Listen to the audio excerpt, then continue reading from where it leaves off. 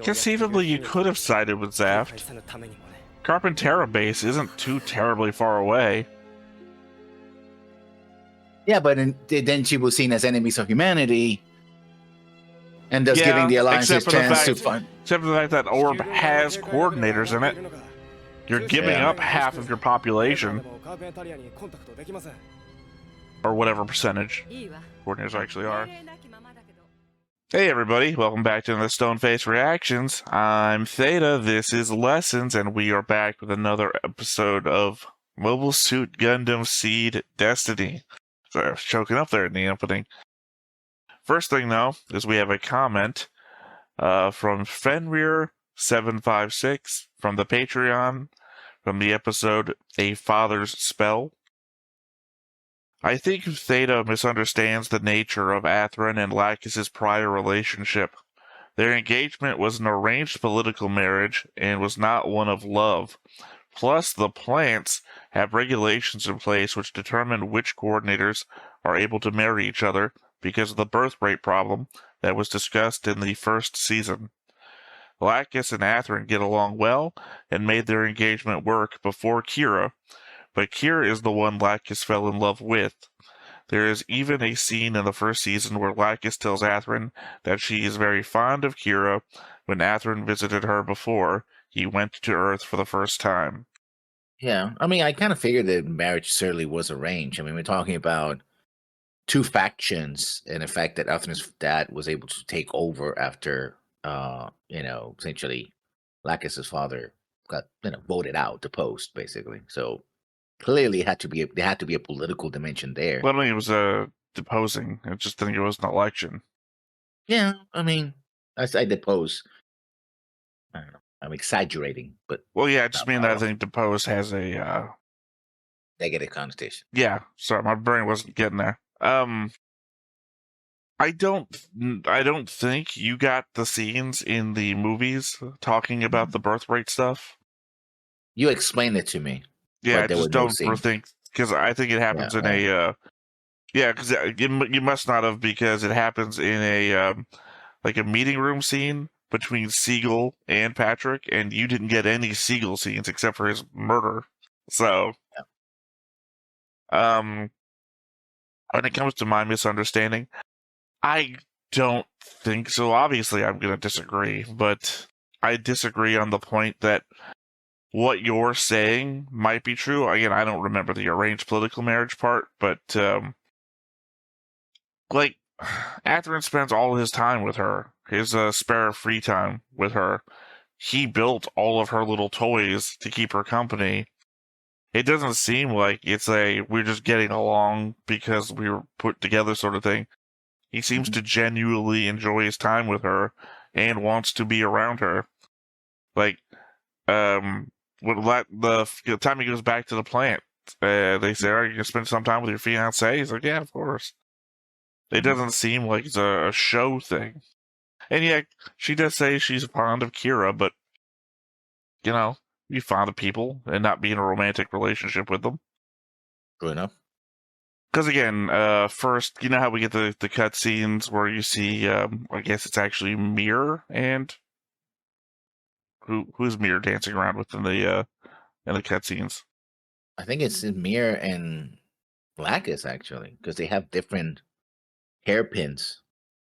No, in the mid roll, the mid roll. Oh, in the mid roll, yeah. I think it's Athrun. I thought that was Lacus. No, that is Mir, because she has the star thing. Yeah, Mir has the star thing. Lacus has some sort of crescent. I don't really remember. We don't see her very often, but it's very clearly Mir. The point I'm getting at is, I don't know why I'm asking about Mir. In the first season mid-roll, I was asking to remind you about the mid-rolls, so that when I mentioned the first season mid-roll, the first season mid-roll is Athrun and Lacus, and then halfway through it turns into Kira and Lacus. Literally the same exact scene, they just replace Athrun with Kira. Yeah. I think in that case it's Athrun and Mir, this case. Which kind of fits what we're going to be talking about, or at least I'm going to be talking about in our notes.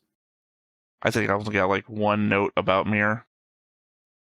So, mostly you, I assume. Yeah.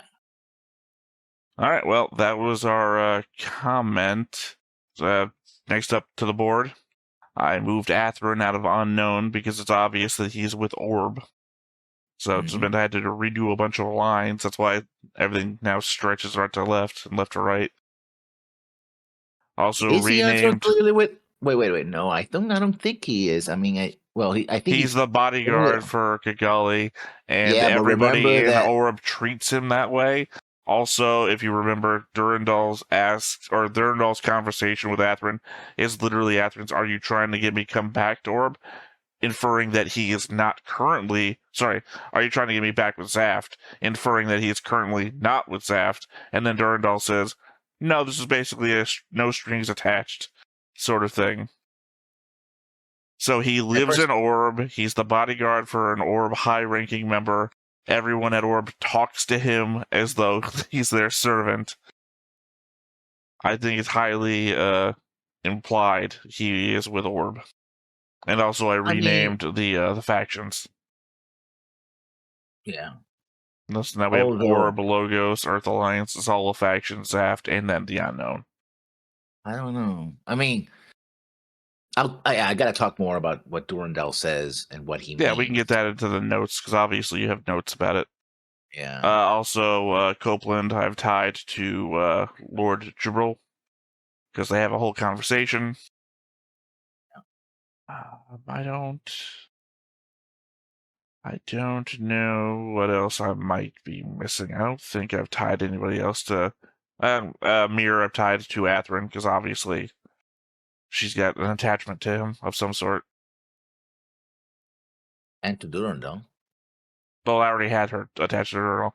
I had her attached to Durandal when I had her as a shadow image with no name. I guess the only thing I gotta do is I seem to have not attached Athrun to the other people he should be attached to over here. Yeah. So I gotta redo that. Somehow, when I was moving all this, I realized that I had Athrun tied to Sting twice with two separate red lines. It's like, how'd I do that?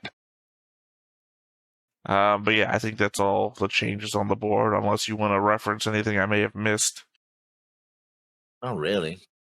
I mean, let me double check. We don't have a lot on the unknown column. And aside from Mir, we really don't get more people. Well, we get some council members, like Orson. But that's about it. Yeah, I've already added him. Yeah. All right. Well, I guess into notes then. You go ahead. You go first. Okay. I'll start with Chapter 9 or Phase 9, Bared Fangs. The fact that the Alliance, and this is pretty obvious, but I wanted to make a note of it nonetheless. The fact that the Alliance used nuclear weapons meant that their goal was not to eliminate the military threat, the threat of Zaft's military, but to commit genocide in response to the failed orbital drop. An orbital drop that failed precisely because of Minerva's intervention. That's a ship. It also means that if the Council had accepted the Alliance demands, it would have been death. Either slowly or long, they would either come into because they were going to take control of the government, disband Zaft, the military, and have observers and all that. In other words, it could just move in and just start killing people, right? If they wanted to. I mean, I don't think that's the implication. I think the implication is that they would have done to them what they were going to do to Orb in Season 1 before Orb refused to capitulate. My problem here is that you've made one thought where I have that spread out a number of different thoughts. So, I see what you're saying. I think that falls back to what I was talking to you about Season 1 when it comes to the demands that they gave Orb. One of them being disband your entire military. But one of their other things was disband your current government. And it's like, well, you're planning to use their resources to fight the plants with anyway, so why not use that military? Because if you were already conceding that they will disband their government, then the military would still answer to you. Yeah, but you still could have rebel factions in the military. Yeah, you still have that anyway. We have that right now with the Zala faction with Zaft. Disbanding or not disbanding, you might as well make use of the current infrastructure available to you. I mean, you could use the infrastructure, but put your people in it, right? And get rid of it, because you couldn't really it's not merely, oh, we're going to fight you directly. It could be mechanics who are like, oops, I took longer to do this, or supplier. There's a lot of ways to do resistance. Yeah, but you're still going to have to work with those people either way, because you don't have the manpower to re-manpower everything in a whole country. That's why you're trying to take over its infrastructure in the first place, is you need those people experienced in working there. So that's just something you're going to have to deal with. Yeah. I think the prescient thing would be to make the threat imminent to war. Okay, we've taken over, but that means that you're now associated with us, which means Zaft is going to be attacking you. It behooves you to make this stuff work as well as possible. Otherwise, it's going to be destruction at Zaft's hands instead of ours. Yeah. All right. My first thought isn't actually tied to any of this. I just wanted to put it out there for the viewing audience to let them know that I have started reading some of the Seed Astray manga and just put it out there. It's kind of funny. Remember there was a note before that somebody told us that they were going to try and make the Seed Astray anime coincide with the release of Gundam Seed? That's funny to me because the first 2 chapters, that's as far as I'm in right now, are basically the Seed Astray people are just behind the main characters of the show. So they're after them, basically. Well, you get 2 different groups. You get the mercenary group that gets hired to do shit, and you have the salvager group, whatever you call it. Yeah. The salvager group, the main guy is a natural. The mercenary group, the main guy is a coordinator. The salvager group comes in to salvage Heliopolis after Heliopolis comes falling apart. That's where they get their Gundams. So it's literally right after, Archangel has left and everything. And then the next chapter, they go to Artemis, which I don't remember. Was Artemis in the movie? I think it gets mentioned, but I don't remember. Artemis was the shielded base that they go to right after, the equivalent of Luna 2 from 79. All right.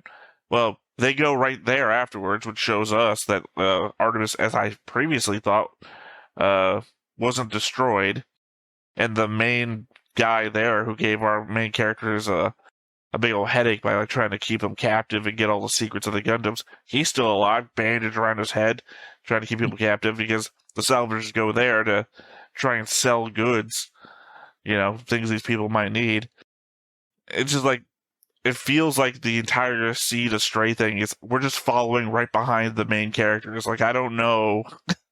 I don't know where that's going to have to end, because at some point they're going to get to Earth and it's going to be real weird if they're just right behind them the whole time, but not on purpose. You look in the anime, it's like, what's that?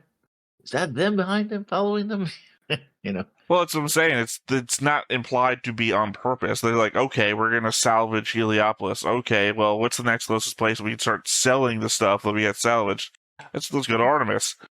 It's it feels very much like a Lower Decks kind of situation where you have the main heroes and then these guys are showing us a sort of a downgraded version of what's going on. It's like, oh, this is the aftermath. This is what happens. There's other things that are happening in the universe. Like, oh, yeah, people have to talk to each other. People trade this stuff, right? Kind of thing. Well, it's like one of the guys that dies in the attack on Heliopolis, he gets into a fight with the mercenary guy from Seed Astray before he dies, obviously, which I guess is to show how good he is as a combatant or something. I don't know. It's a weird thing. It's fun. It's an enjoyable. They have good back and forth. They're enemies sometimes only because one guy gets hired to do a thing. So and they're in the same place at the same time, and I'm a natural, but I'm still gonna fight you.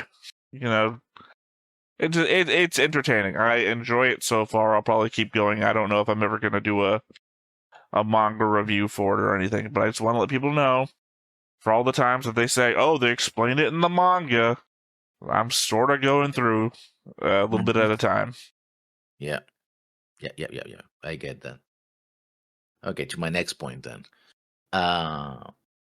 Chapter 2, point 2. Unlike Kigali, who doesn't have any sway over her supposed underlings, Durandal has a firmer grasp of the situation, one that no doubt grew stronger at his, or at least the Sav's successful defense of the plants from Alliance attack.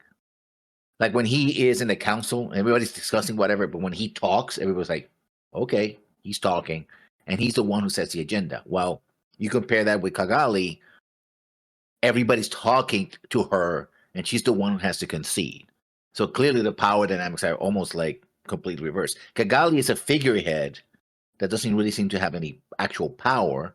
She has a position, but not the power. It's not the same thing. While Durandal is clearly someone who has the title and the power. It's not automatic. There's discussions.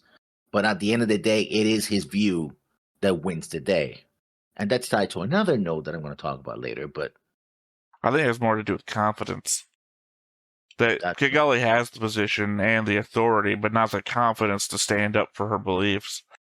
If I had to guess, it's probably going to be an anime plot line, one of those, I could have always done this, I just didn't feel, or I didn't know 100% that it was the right thing.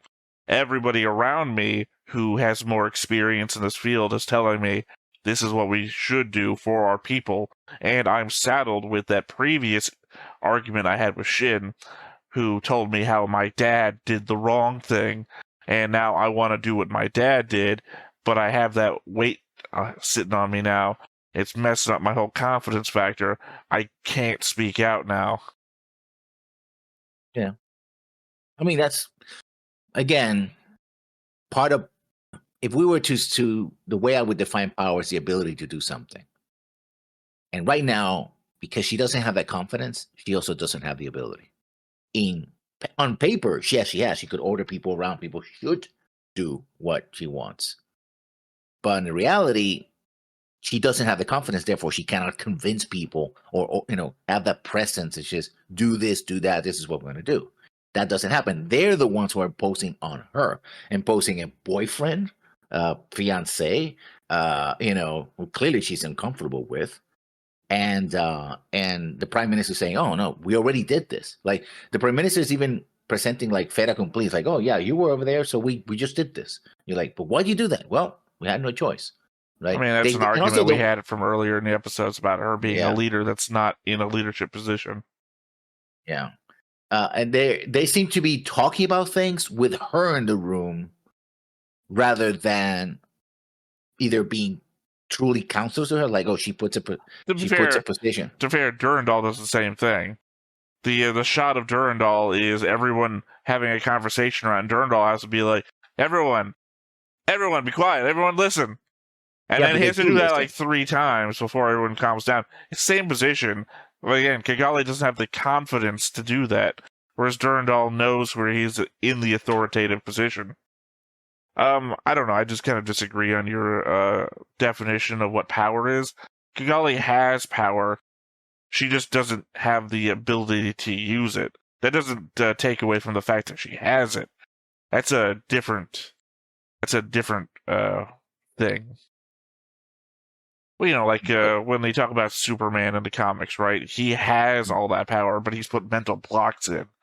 It's not that he doesn't have it. He just has stopped himself from using it. And it's a very pedantic thing. I know. It's just what's in my head right now is that she has the power. Technically, even if she faked it right now, she could tell everyone to shut the fuck up and do what she says. And assumedly, she does have that authority. She's effectively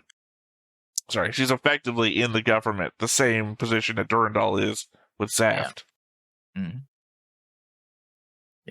I guess to a minor degree, also, there's something that gets covered in the first season of Seed, is that the plants and zaft are 2 different organizations. Mm. Plants are the civilian government or the civilian sector, and zaft is a military organization. So, like, when Lacus gets captured by the Archangel, and they're calling her a member of zaft, she's like, no, I'm not a member of zaft. Because not everybody in the plants are zaft. Zaft is the military. Yeah. But it's under civilian control. At least the control of I the don't political know. leadership. Because it's kind of like they're the defense council, but I don't know if there's any actual other government authority. Oh. Anyway, I just want to remind or point out the distinction that was given to us in Season 1. The fact that zaft and your normal plant civilian are two different things. I mean, yeah. Well, because the Earth Alliance people, at least since they were our perspective in the Season 1, don't seem to know that. Alright, my first actual note here. So the lunar base we saw 2 episodes ago was Arzachel lunar base. The base from Season 1 was the Ptolemos lunar base. By the way, a name I've had to learn to pronounce over time because of Gundam 00. The main ship in Gundam 00 is called the Ptolemos. If you don't know what I'm saying, it's PTOL. That's I was saying Ptolemos for the longest time. It's actually pronounced Ptolemos. The P is silent. So they didn't just rebuild the old moon base like we were thinking. We are just seeing a different one now. I guess Ptolemos must have been a base on the dark side of the moon, and Arzachel must face the moon. I must have meant Earth. Must face the Earth, because I would assume that Jachindu would have destroyed all the moon holdings facing it. Because if you remember, when they're estimating the damage to the Earth, they're showing the entire hemisphere facing the thing as being damaged. The moon being a smaller target, I'd have to assume that anything facing it would also have been destroyed. So it must be a base on the opposite side of the moon. Well, it depends how you calculate damage, and if you have to factor in, air and water shock waves as part of the. Well, no, because this thing travels through space. It's an energy beam. Yeah, but when it impacts, it seems to go through material. It goes all the way to the core of the planet? Well, no, it only has to hit the surface, and then whatever surface material is there's a difference between, say, I'm using the word Earth here, but to me, dirt. They're hitting the dirt of the surface versus hitting the metallic, whatever the base is made out of, because we see it passes through metals, like very easy. It goes through ships. It goes through. The Cyclops is basically the equivalent from Alaska base. It went through the entire ground up to the surface, and then kilometers through. My indication is more so not that it passes through the moon, but that it would encompass. It was a wide enough beam that if they're saying it's going to hit most of the Earth's surface facing it, then it should also hit the entirety of the moon's surface facing it. Okay, next point then. Jibril, or just Jibril, because a D is silent, I suppose, claims that destroying the planet is just the first step to controlling the world, since no one would be able to stop them. He claims that he has further plans, but does not elaborate. He does mention logos, which apparently is organization, which is a Greek word for word thought, and it made me think about John, chapter 1, verse 1. In the beginning was the Word, and the Word was with God, and the Word was God. Which the reason I thought about it is because Jibril seems to be the kind of character that would be thinking in those terms, like remaking a world, right? Like we're gonna basically, he says, once we get rid of the reason. He talks about the blue Earth and whatever, what Blue Cosmos talks about. But it seems that his view is like, I don't actually care about the whole Blue Cosmos ideology. It's more like, I'm going to make a new world, right? We're going to completely conquer the world, and the only people that can stop us that get mentioned are the plants and Orb. So it's like, I don't care about the coordinators as long as they're gone and they're not there to stop me. So either conquering or. He didn't care about Orb. He calls it a minuscule pest or something like that. It's the president of the United States that says, are you worried about Copeland? Is like, you're worried about Orb. Don't worry about Orb. No, who's going to stop? Because he mentions the kingdom of Scandinavia, some other place as well. It's like, yeah, don't worry about it. Because it's mentioned that not everybody is in the Earth Alliance. That's something that gets featured in Season 1 as well. That Orb is basically the largest of the neutral kingdoms. No, yeah. I mean, I agree with what you're saying. He says that once we're finished with this, we can get on to the good part, which is forming a new world. Yeah. So that's why I think that, and also a term like logos just seems trite, and it's like, oh yeah, it's a logo, right? It's a sign, but it's also logos, as in he seems the kind of character that would be using these kind of grandiose I mean, I already terms, called him right? Ozymandias, so. Yeah. So yeah. All right. So the Earth Alliance demands are that the plants turn over the terrorists, compensation, disarmament, dissolving of the current government, and Alliance observers on the Supreme Council. Almost as bad as the demands the Alliance gave the Orb back in Season 1. The Orb gave Orb back in Season 1. I couldn't even begin to imagine what worldwide compensation for Janus 7 falling would be like. Then again, could just call that even, considering that the Earth Alliance killed everyone there, Janus 7. It falling to Earth could quite literally be an eye for an eye. Yeah, I mean, clearly, and in fact, they discussed it when Kigali is another meeting. The Orb representatives are saying basically these are the kind of demands that are so unacceptable that it's basically saying, I'm going to make such a harsh demand of you that you have no other choice but to go to war, accept the war, right? I'm not intending you to actually accept these demands, but they're also saying that, and this is when we get into the discussion of who's going to be against them, whatever. Because while yes, most of the major parts of the alliance are for the war, there are people who are also on Earth. They don't want to go to the war, right? Independent kingdoms and even other members of the alliance, other smaller alliances, going like, yeah, we don't want any part of this. I've got a counter thought to that later, but I'll wait till later to get there because we don't see that. No, well, we only see those who attack, right? So yeah. Well, I'll cover it later. We see things that I'll talk about later when I have my note open for that one. In fact, they even said that most of the damage happened in around the equator, and so people in the extreme north and south were saved. So they don't have necessarily the same feeling about it, right? That they didn't feel personally attacked. So the idea that hey, these people want to help is, and also shown with images of like dead dolphins and other destruction, because have the, I don't know who was taking the pictures. I know you know the character. I just don't come up with the name. So yeah, she's taking pictures of everything in a helicopter. So there you go. So my next point, and I think we're actually going to start this episode right with this point. But for all his postering, Jibril didn't take well to his plan to fail so spectacularly. I mean, he gets really angry that it didn't go off. Like, oh, what is that? Like, wow, such a much masterminding.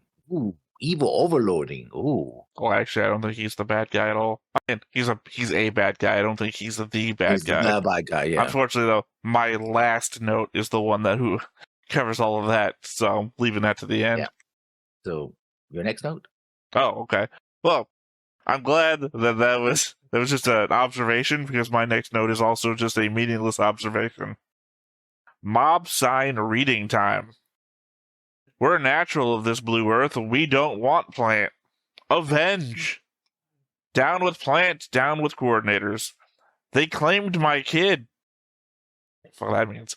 No plant, no peace. Don't ignore victims. Save our home. War. Natural of the world, unite. We want avenge. We don't forget. We're born with natural world. War against plant.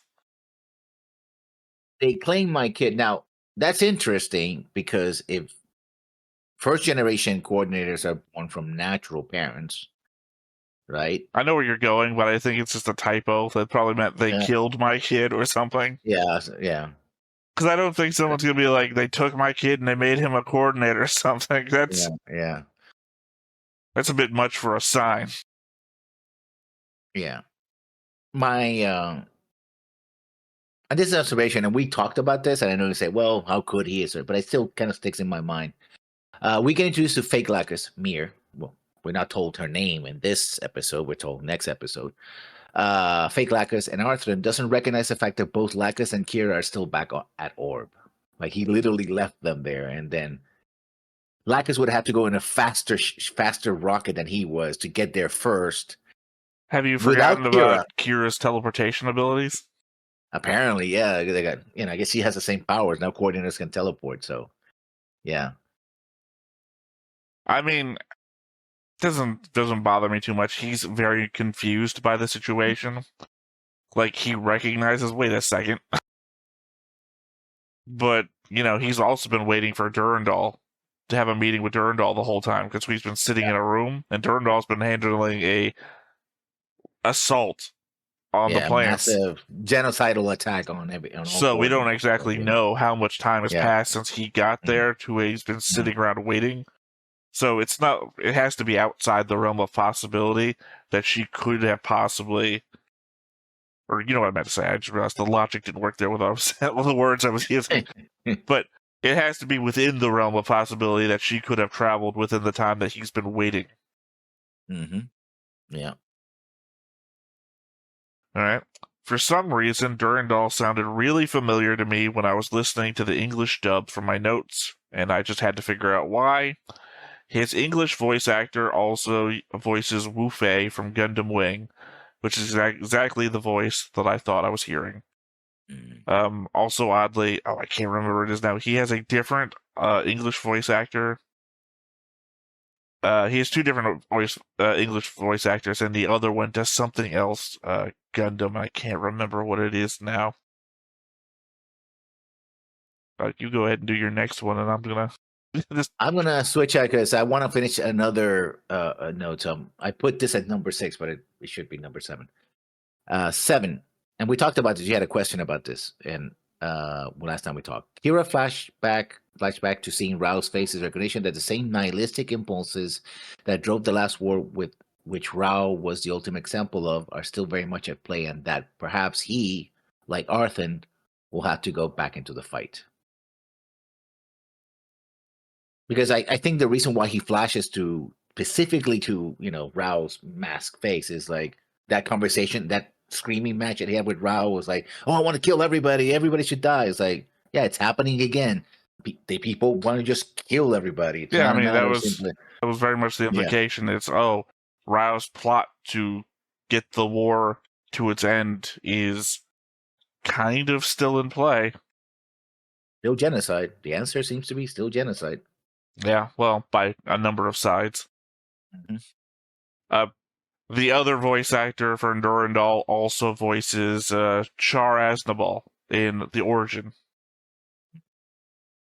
which I have watched a number of times since after we watched it here, so that might also be why. But no, I'm very much hearing a Wu Fei, specifically in 2 episodes ago, when he's talking to, I think, Athrun or the Council, because he has that temperament to his voice that Wu Fei had.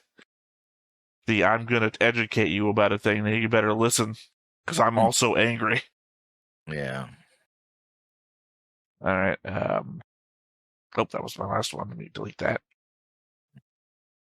Athrun's contact says that the plant citizens are furious and see Durandal's desire for negotiations as a sign of weakness, and it makes me think of Siegel Klein and his desire for peace.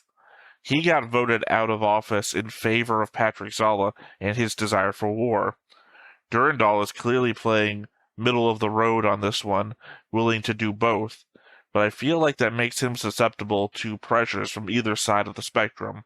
Unless he pulls a face or a heel turn, he might be entirely too reasonable to hold office in this anime. Yeah, I have notes about that. Oh yeah, I do too. I write these thoughts in the moment. I have other thoughts about Durandal later, but as it stands to that note, again, he is, let's prepare for war, but let's negotiate as hard as we can. And we even hear notes that, they're giving us concessions all over the board on everything we asked for. Yeah. But we don't want it. We want to fight. So yeah, my last note, what should have been my last note, is more because like literally the last scene of that of episode 9 or phase 9 is that damn Durandal grin strikes again. That sort of tight-lipped grin that he has, and almost travels to his eyes. I was like, because they keep doing that. They keep pointing at him, and he has the same expression, like, and that's not coincidence. Because all the characters they have like different expressions, but every single time with Durandal, he says something or something happens, and the camera just points at him and his face, and literally this episode ends with that face again. Like that's when Arthur is talking to Mir, and Mir leaves, and Arthur is like, "What the hell just happened?" And last panel, the last shot is again Arthur's the face on Durandal. So that has to mean something. I mean, if he's gonna have a heel turn, either when he has a heel turn or he gets taken out, killed or something, that's probably the face we're gonna see either from that face and go to horror or something as he gets killed, or he does he does a heel turn, or just we see what he's doing. He's gonna break out into a smile or something, because they're just using it every goddamn time. Like every other time they cut to him, I'm like, God damn you. I mean, I get what you're saying. I don't think it amounts to anything, but it's basically what I was saying early on in the season about how they kept showing us the Gundams getting like legs shot. Like they're showing us little burns on the Gundam's legs because they keep shooting them there. It's like, this has to mean something. Otherwise, why do they keep showing it to us? But I have the opposite take on his grin. It just doesn't mean anything to me because they're doing it way too much if they want us to think it means something. Because otherwise, you would use it sparingly, but in the moments that it would feel weird to do, like, oh, he's talking about the defense and how they might fail. And no, grin. It's like, what? Yeah. That would be a thing, but he does it for everything. Yeah. When Lord Jabril is explaining his metaphor to Copeland about why the Atlantic Federation, it's supposed to be Atlantic Alliance, doesn't need to be afraid of Orb, he is explaining how people not doing the right job can lead to your yard looking ugly. Except the camera pans out to the woods beyond his mansion, and we see all sorts of garbage piled up in the middle of it. Large appliances, a car, etc. I want to know what all of this is about. It's a stretch to fit the metaphor, but it doesn't explain itself either. Does it mean that whatever this is, they can't get rid of their larger refuse? Does it imply someone that moved here with nothing is hiding in their midst? What does it mean?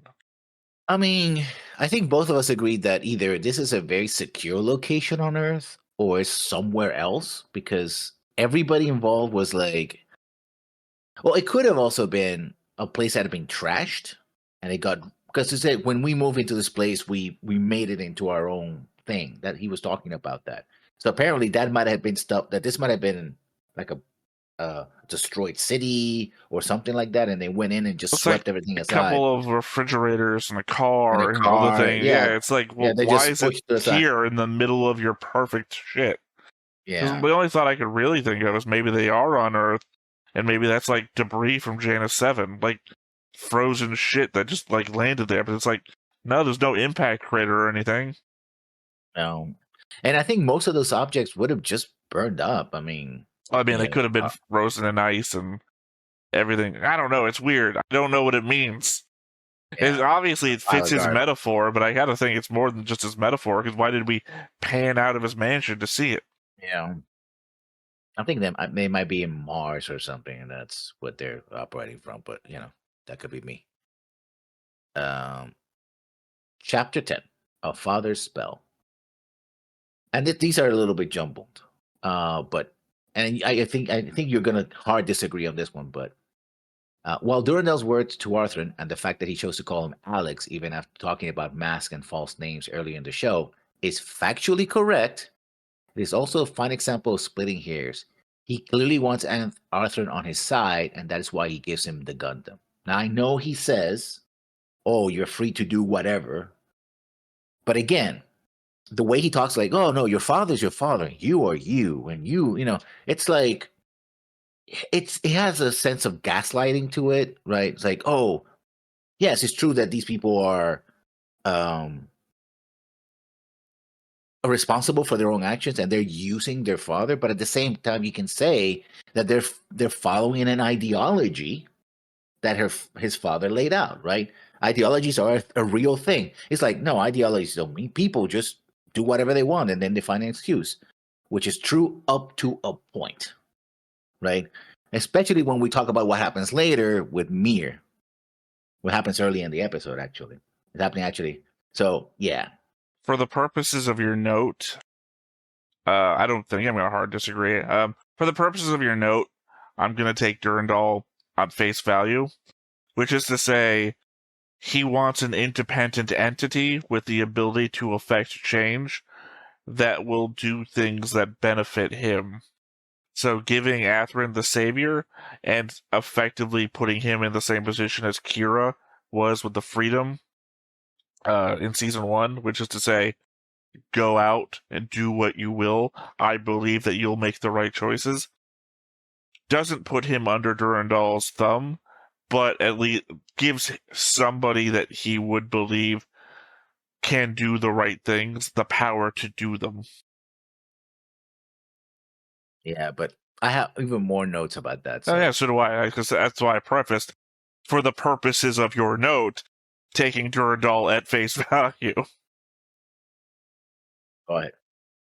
All right. You always mention which songs you like in these shows, and even said that you loved the OP Impulse recently. Well, in rewatching for notes, I heard something in episode 9 that I wanted to call out. At around minute 11, a piano solo starts playing that I swear is a version of Porti Volare, a song I love in just about every version I've ever heard it in.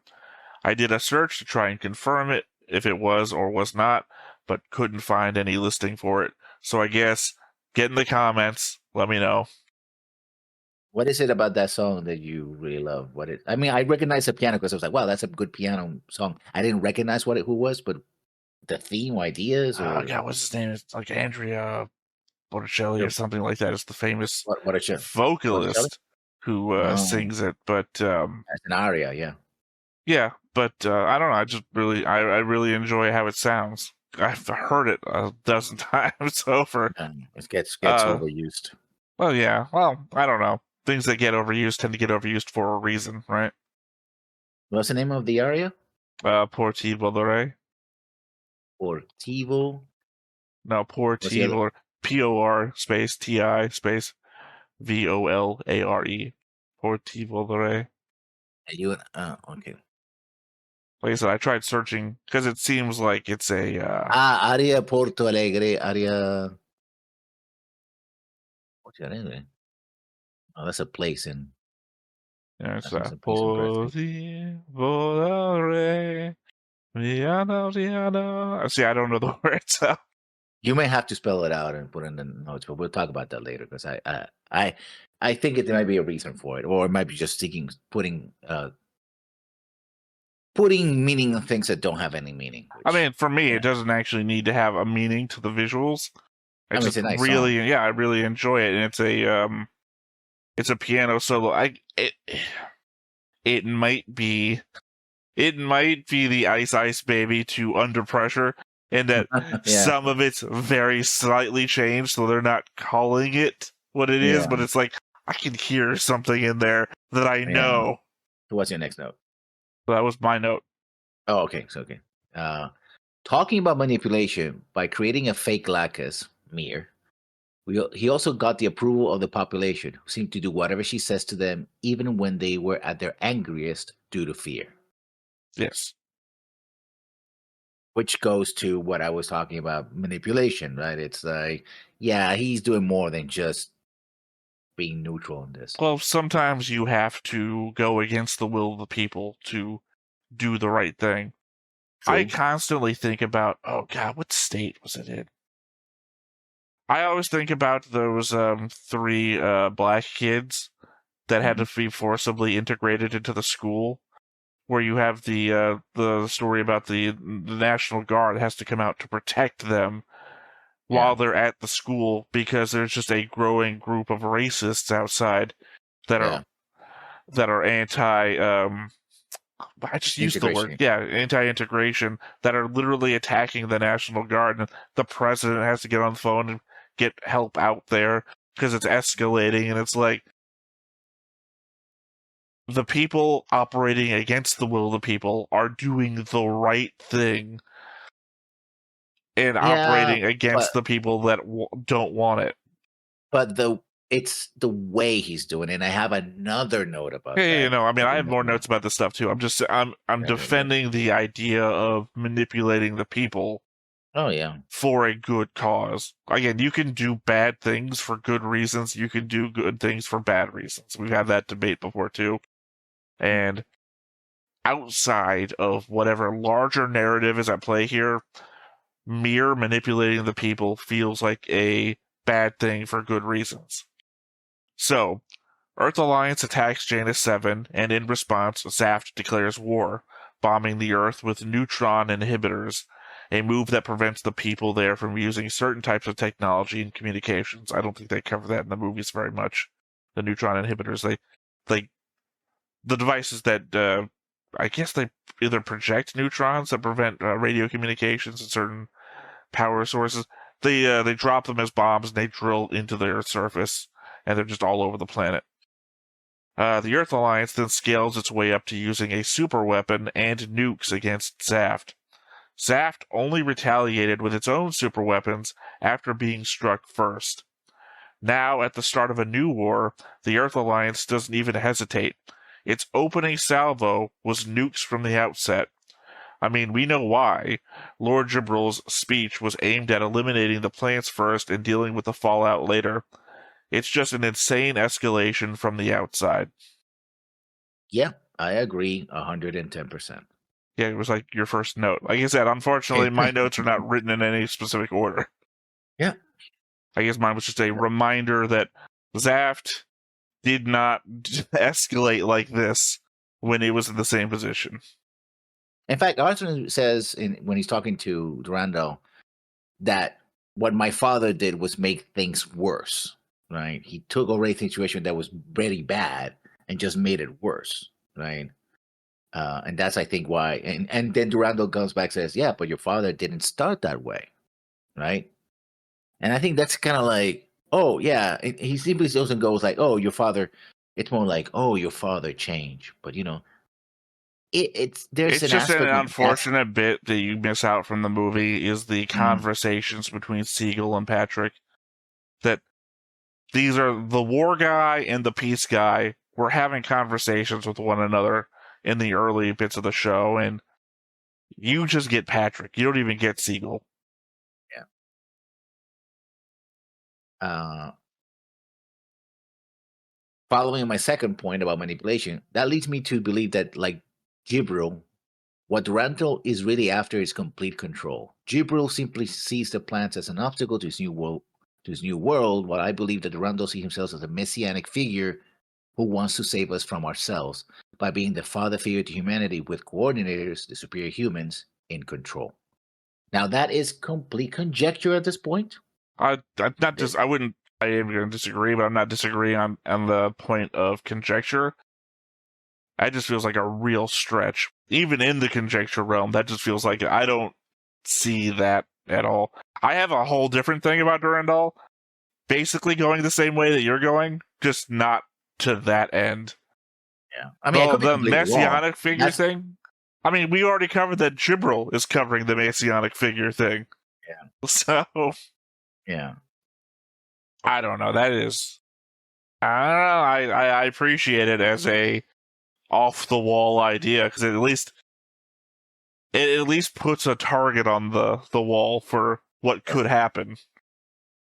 From your point of view, we can at least spread out from there for other things that might happen from that idea. It might be something more simple, like maybe he does have messianic tendencies, but he doesn't want to control the world. He just, wants to protect people and thinks he's doing the best thing and messes up or gets angry at some other thing happening, like his girlfriend getting killed or something like that, which would bring us back to what Kagali's father said.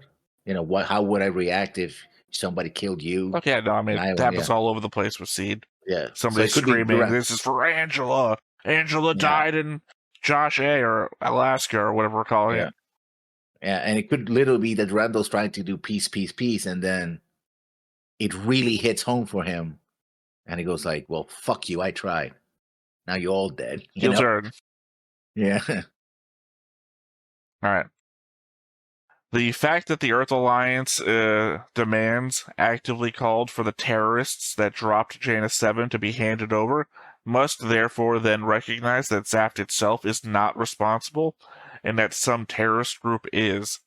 So, the level of anger amongst both sides, citizenry, feels like it should be uneven. The naturals on Earth are being told that the terrorists in zaft dropped this thing on them, but the coordinators in the plants are being told that the Alliance military just tried to nuke them.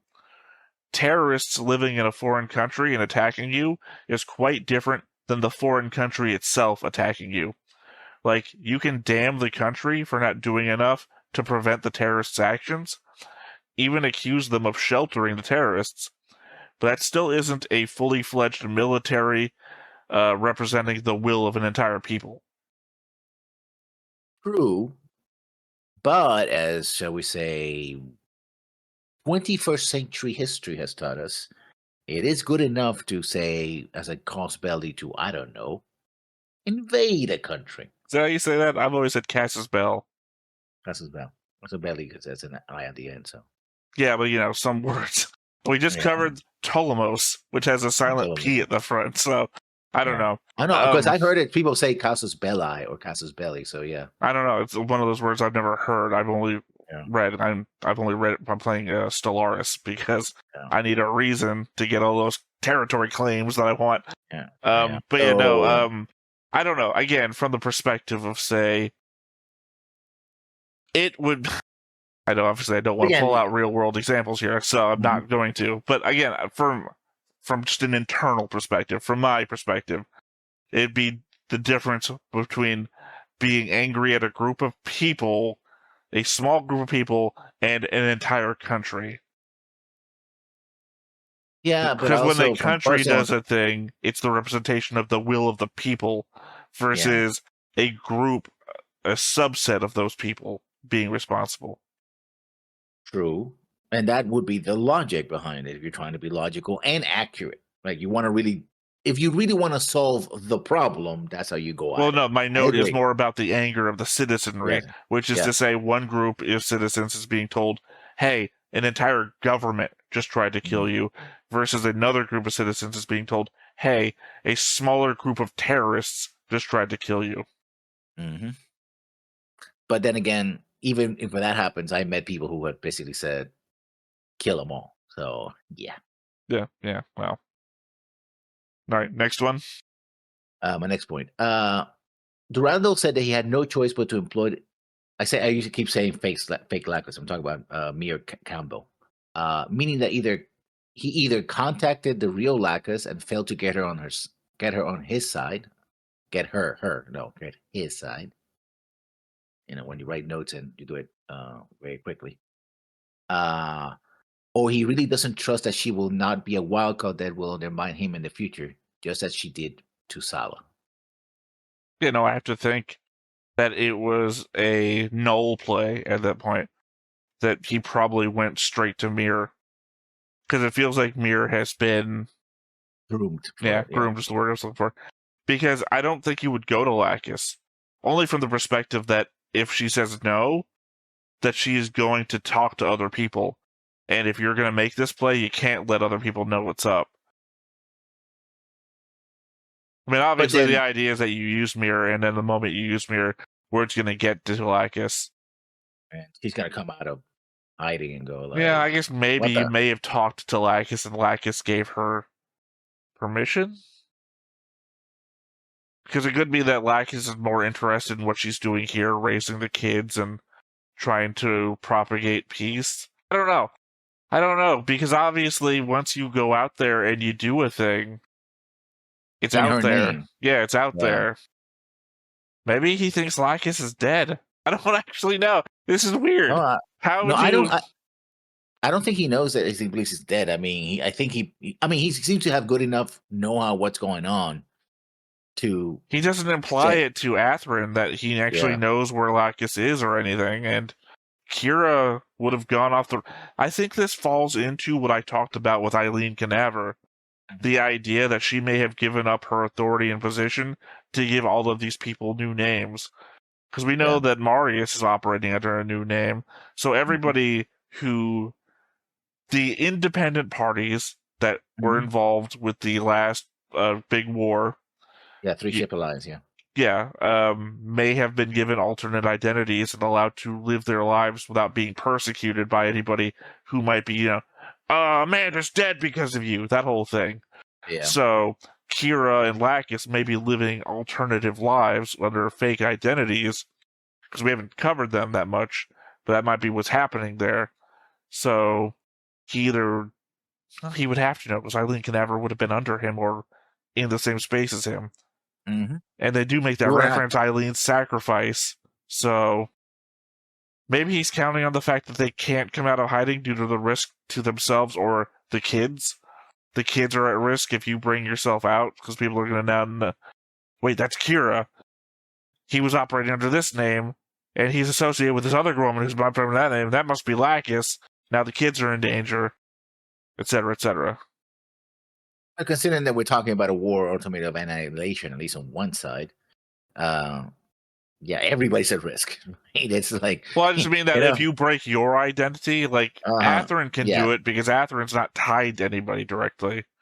Like, he's tied to Kigali, but everyone knew Athrun was with Kigali anyway, so...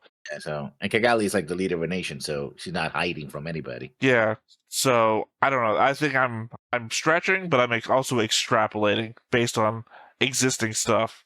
Because we don't know what Eileen's sacrifice is. That's my best guess when they said what Eileen sacrificed, and the fact she's not fucking around anymore.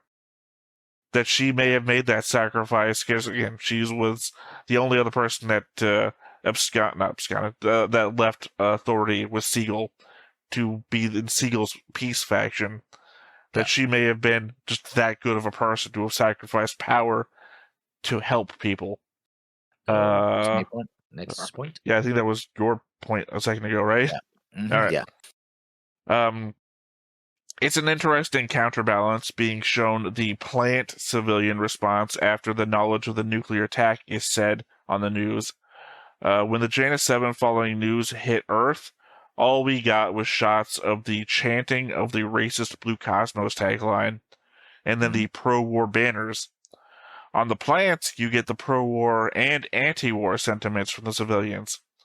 Granted, the pro-war sentiment drowns out the anti-war sentiment before the end, but at least it existed, which we don't see from the Earth side, before the fake Lacus drowns them out.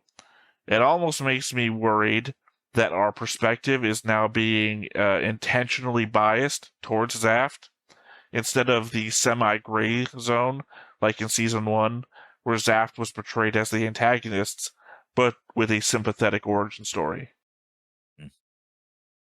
Yeah, I have to agree on that as well. Because we get told that there are nations and groups in Earth that don't want to be, or they want to, In fact, we even see a shot of what looks like a coordinator, like a representative of the plants talking to some people on Earth, right? Because they have different suits. Like, people in SAF, they dress very futuristic, and people on Earth tend to dress more, although the normal civilians dress with t-shirts and whatever, but still, right?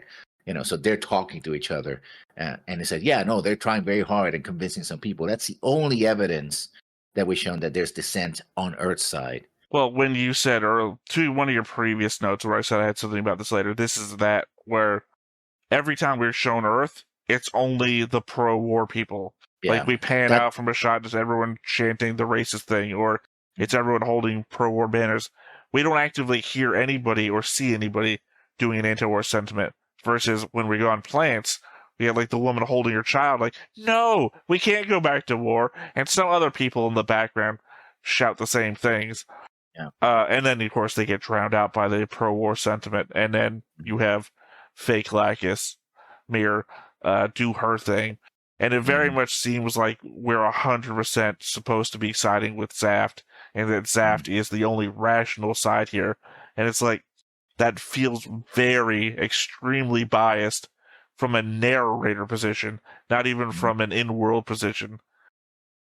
But I might be biased because I was like pro-zaft in the entire first season, and now zaft is like supposed to be the good guys, and I'm like, I feel weird about this.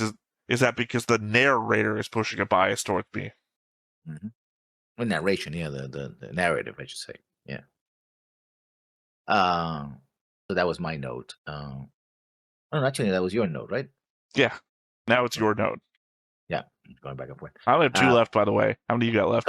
So do I. Yeah, and they're all about Lacus. So, having them, Arthur and Mir Campbell, fake Lacus, meet and have dinner is also a great way to have Arthur distance himself from Kigali and by extension Orb, the other wild card in the situation. In fact, when they're talking and they officially meet, the camera is panning out and she's kind of doing this thing where she's dancing, and even the light is it focuses on her midsection, right?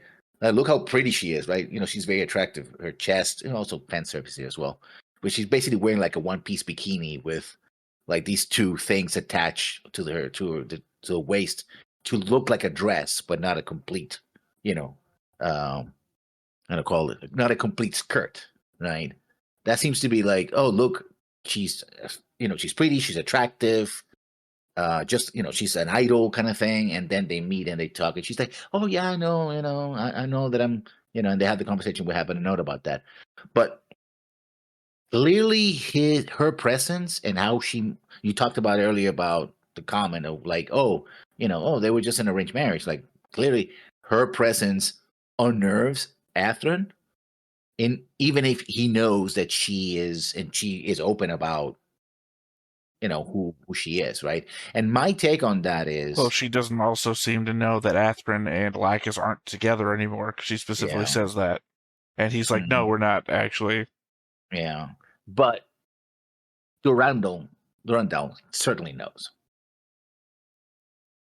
I don't know. It goes back to our previous conversation of what does Durandal know and not know about Lacus and the whole mirror thing. So I don't know. No, but I think he knows about Atherin and Kigali because he was observing them both and spent quite a bit of time. So even if he didn't know before that, their time on the Minerva is like, yeah, there's something here.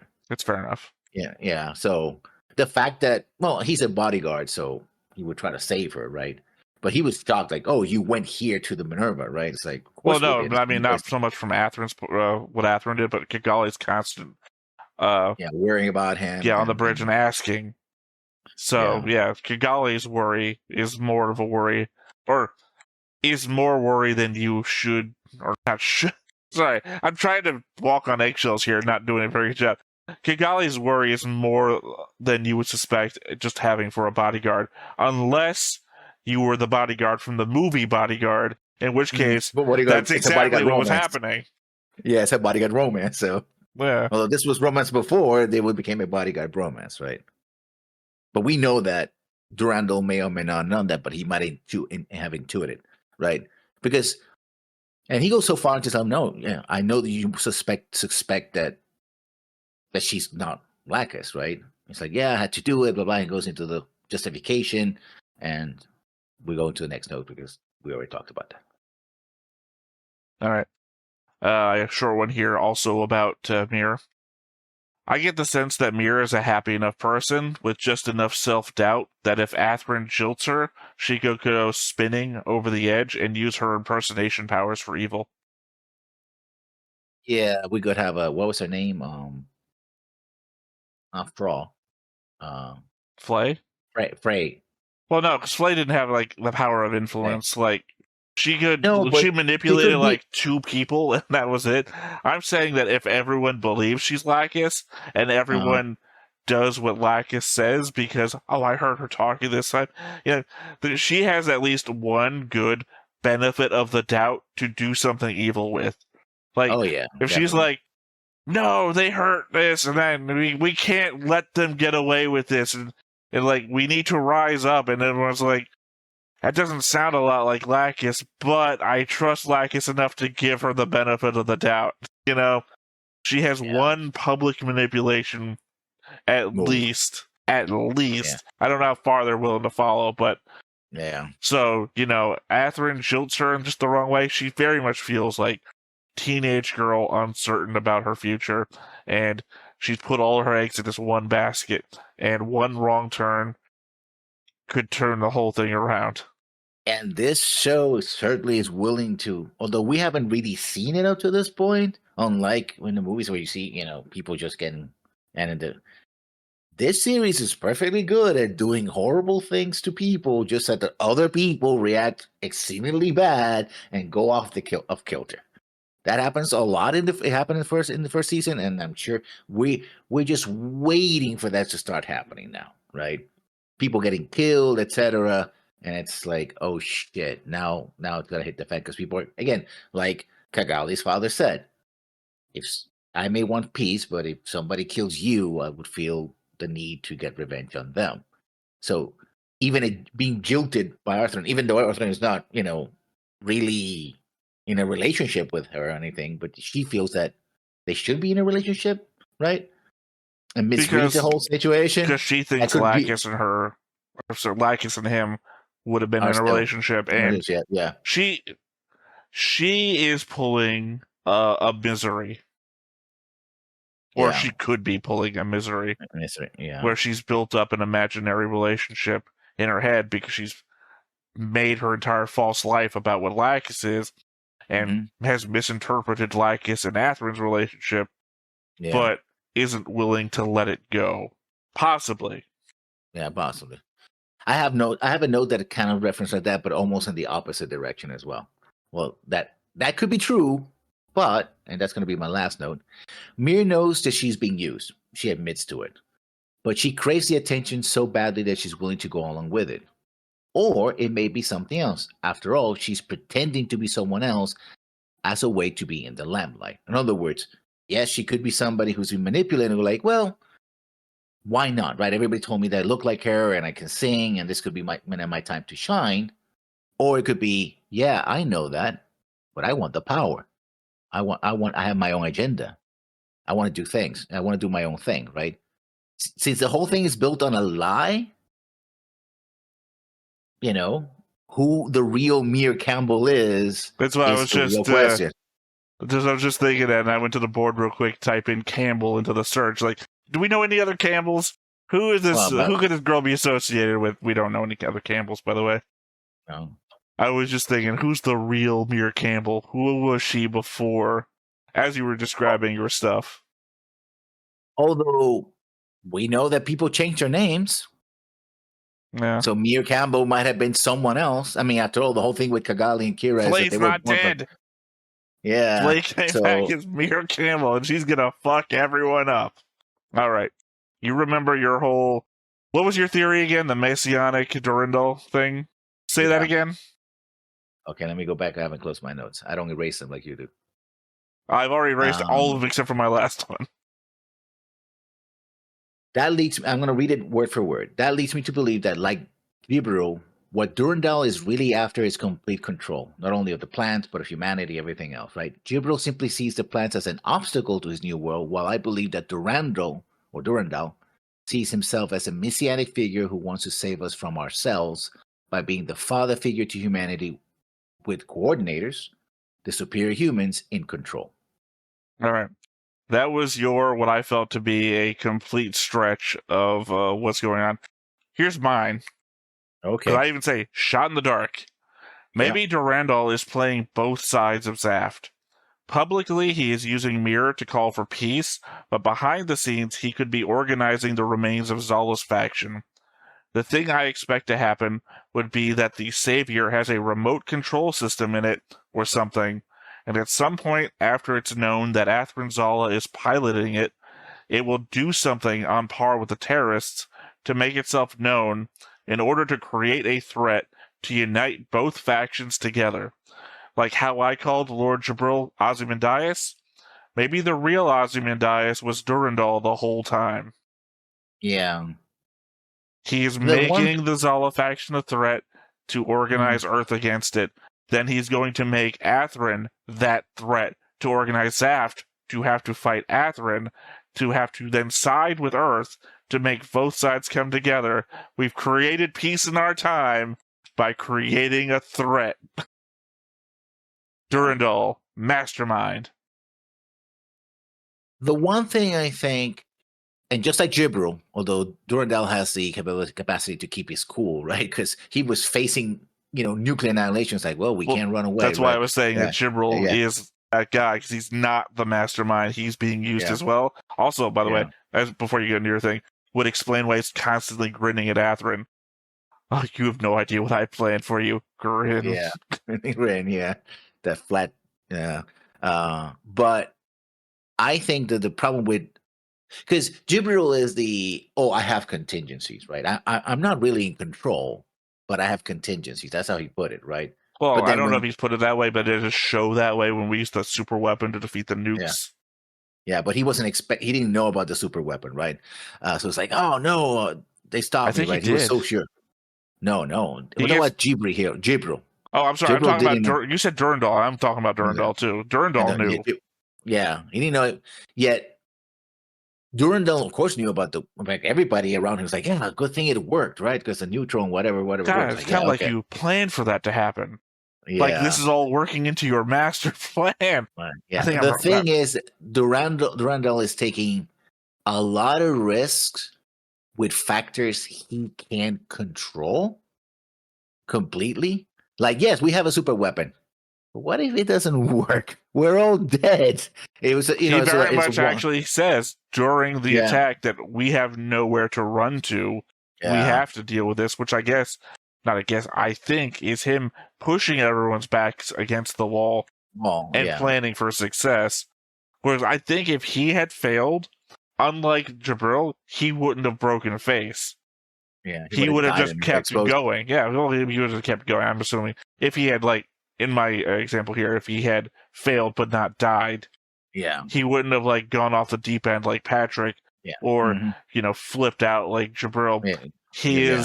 His plan is an ultimate plan, sort of thing. Mm-hmm.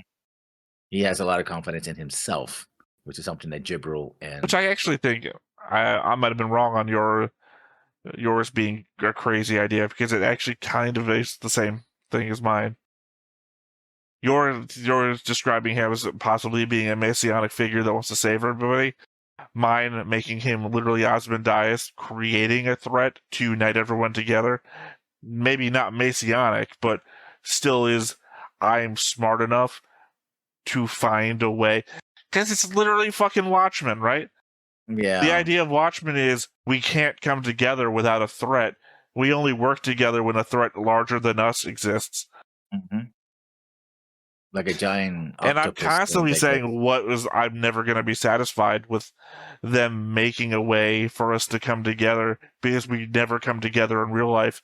Except Watchmen is the only thing that does make sense, and that the only way that we've ever come together in real life is if something bigger than the threat that we currently face, which is ourselves, right? Yeah. Like, the only way that the Cold War is going to stop is if aliens come down and we have to fight the aliens.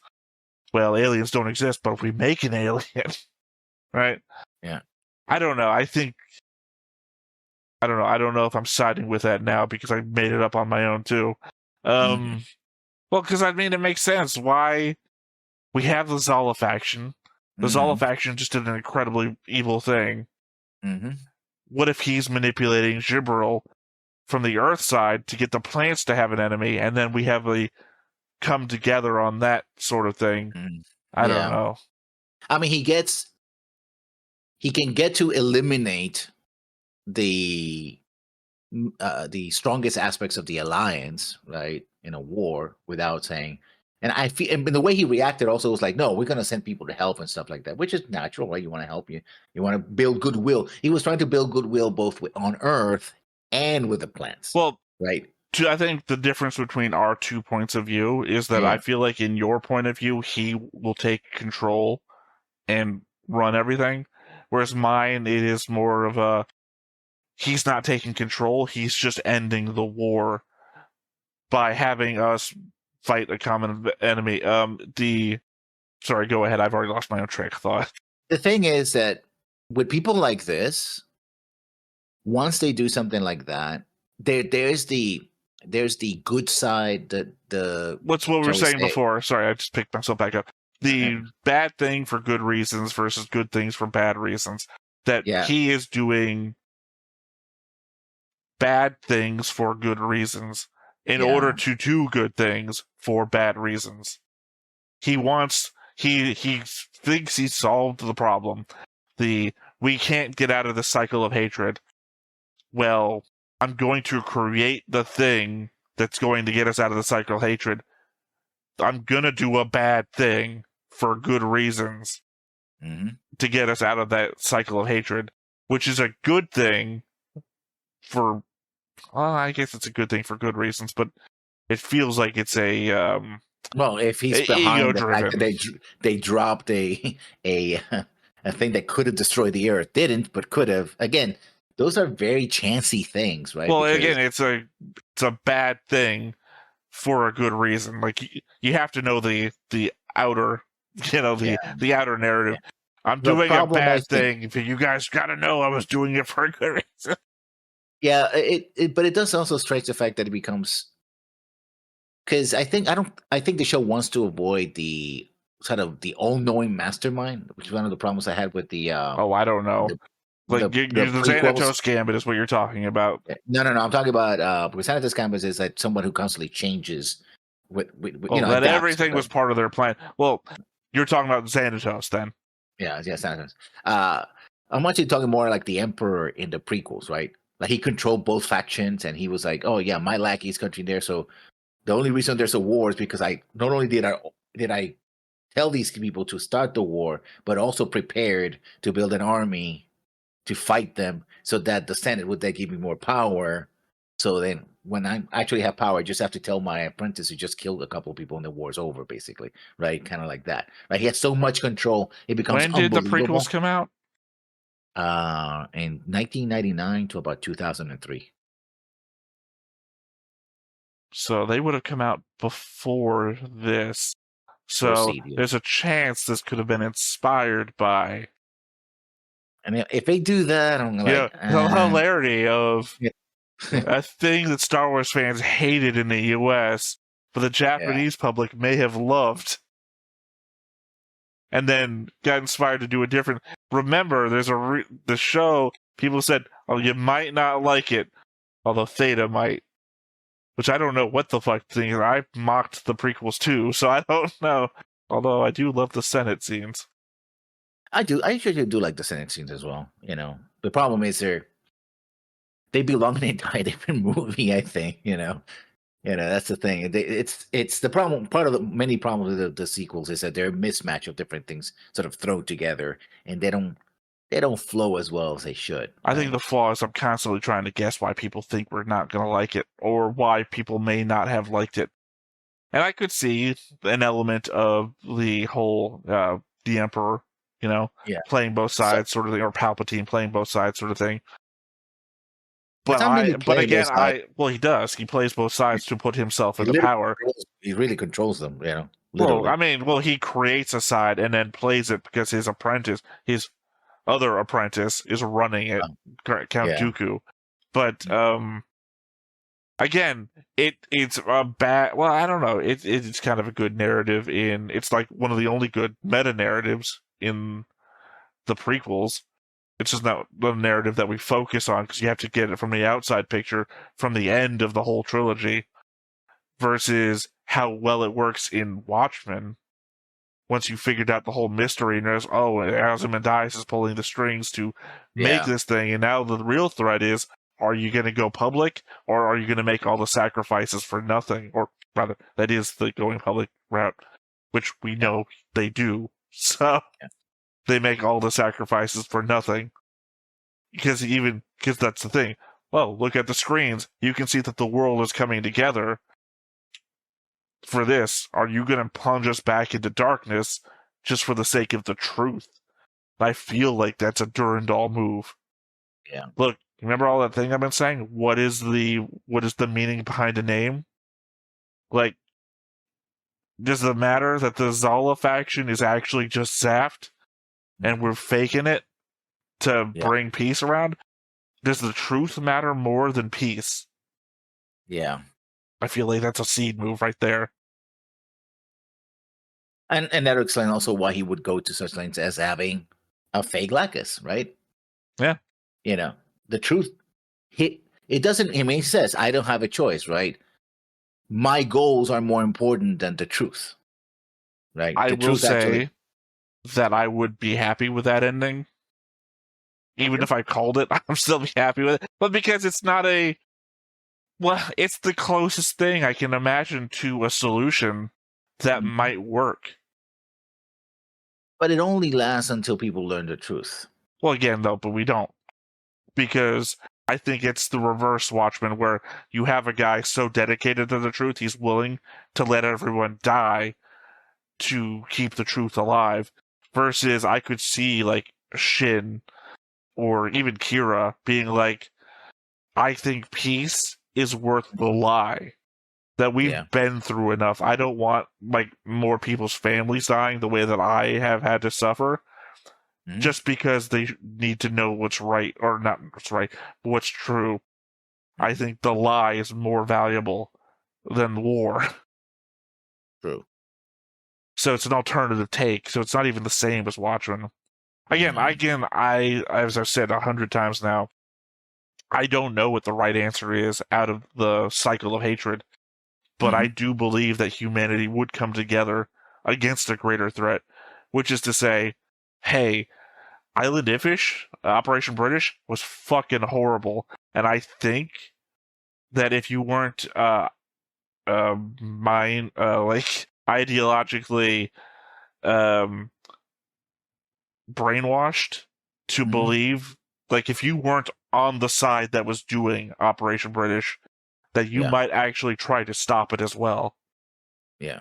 Right? So if everyone's coming together, like, I don't know. I don't know where the threat is to Zaft if it's just a operation against Earth. That's why I'm saying that Durandal would have to also be manipulating Lord Jibril and the Zala faction together to make a double threat instead of just I think he's threatening more one of thing. predicting. You know, he's setting up things in motions, and he expected. Oh, no. Remember the whole conversation about Lord Jibril and all the plans that we've written for things? Yeah. I've got to suspect the same way that Lord Jibril is contacting the president of the Atlantic Federation in Copeland, that there's going to be a scene at some point. Maybe shadow figure, because we did it once with Mir, or just flat out on screen that there's going to be Jibril getting orders from Durandal at some point. I don't think they're on an even basis. I don't think they're on an even basis because Jibril loses his shit, whereas Durandal is calm, collected. Durandal is playing Palpatine, and Jibril is playing Dooku. Yeah, but that means that Jibril knows Or Grievous. Durandal. And so... Yeah, I think they do. Why, I think they do by extrapolation of what I think is happening, not by actual facts on screen yet. Yeah, because if that were the case, then he wouldn't get upset that his attack on the plans failed. Okay, one further step back then. I might now just be trying to explain why I think it's going to happen based on the theory more so than the actual facts at this point. He might be okay, back to the prequel examples. He might be Sidious to the Trade Federation. Durandal might know Lord Jibril, but Jibril might not know Durandal. That's where it works, yeah. Yeah, that Durandal to Jibril is Sidious versus actually being Durandal. Yeah. Again, except shadow figure. Count Dooku did know he was. Count Dooku did, but the Trade Federation didn't. Yeah, so Trade Federation, there was a mysterious Sith Master, which was Sidious, even though, well, I guess, we know, I'm talking about shadow figure Sidious, who showed up in holograms without seeing his face, even though Dooku would know who that is. But Dooku ran, I forget what they were called, the whole conglomerate. Yeah, the Confederation. Yeah, whatever. Yeah, well, of which the Trade Federation was a part of, but we never actually see them discussing Sidious to Dooku, because Dooku knows who Sidious would be. Yeah. So it's micro manipulations. Jibril would not be Dooku then, because he would know Durandal. Yeah, he would be racist stereotype characters, whoever they are in this example. He, like I said, he flips his lid. He's not cool and collected, maybe like Dooku kind of is until he gets ultimately betrayed by a new apprentice. But yeah, I feel like Durandal in control of everything. Jibril thinks he's in control because he thinks he's making the ultimate plays here, which might represent the garbage in the lawn. Yeah. That he thinks he's got his shit together, but visual metaphor does not have his shit together. Yeah. Did I don't? No, I haven't. No, sorry. I haven't sent you anything. Yeah. Yeah. I was like, we've been talking for a while and my mind isn't all together because, again, I'm trying to put my theory together, which, again, your theory isn't that far from. I just don't see him as a messianic figure. I just see him as, well, I don't know. That's up for debate if you think Ozymandias is a messianic figure or just because he was willing to sacrifice himself. I mean, actually, yeah. If we're talking about a lot of messianic figures end up being killed. Yeah, I guess there's the difference between a messianic and a control freak. I don't. He might see himself as a messianic figure, but end up being a control freak. I don't. That's what I'm saying. I don't think he is control freak. But then again, the grin could just be the anime smile, right? The grin could be hiding the heel turn where he wants control, and that's where that we might be on track to do a Watchmen, and that's why people don't like it, because it turns into a disappointing Hulk Hogan NWO heel turn. Yeah. Oh, he solved the problem. Oh, but he got too tempted by power. And which is something I wanted to say about temptation of power, which is there's not simply a temptation of power when it comes to, oh, I just want to have power and I wanted to do things. There's also temptation of power of, I want to do good things. And as long as I have power, I can keep doing the right thing. I can't walk away because there's always something more to do. So it might come to the point where Durandal is like, I'm not done yet, right? I have more to do. And so he keeps doing it and more and more. And eventually he just F's up because he goes too far trying to either fix some of the mistakes that he made, perhaps because he feels he made some mistakes, or he has to do one more step, one more thing, right? In the interest of actually watching a show at some point today, I will just, instead of arguing out your point, I will say that I think that we're working in parallel to our own theories, that I have mine and you have yours, and they're so close, but they're separated by just being parallel with like minor differences. That I agree with you mostly, except by like definitions of terms. I think that we're different. Yeah. And well, by the time you guys see this, we'll probably be well into the series or over. Me and Justin on YouTube are still watching up to episode 30, which is some 20-something episodes, and then you and me getting through the movies before that happens. And then started this. So, yeah, you probably know. But if you do know... If you're watching on Patreon, for example, on like silver tier... Please mark your spoilers. And don't bring it into the open Discord area. We have a spoiler section on the Discord for spoilers. Yeah. And again, final word before we go into it. We could be completely wrong.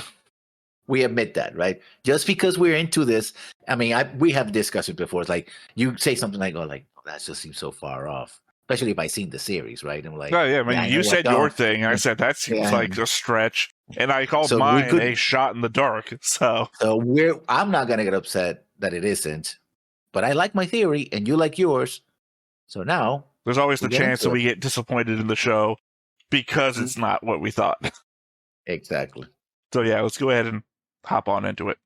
But before we get started, make sure that you hit the like button, hit that subscribe button, comment down below to feed that algorithm. On top of all that, if you want to watch more shows like this, unfiltered, uncensored, and uncut, as well as some early access stuff, you can check it out over on the Patreon. It's just $5 a month, but hey, no pressure. There's zero pressure in order to do that. It's just a little bit of extra support, and it would be greatly appreciated.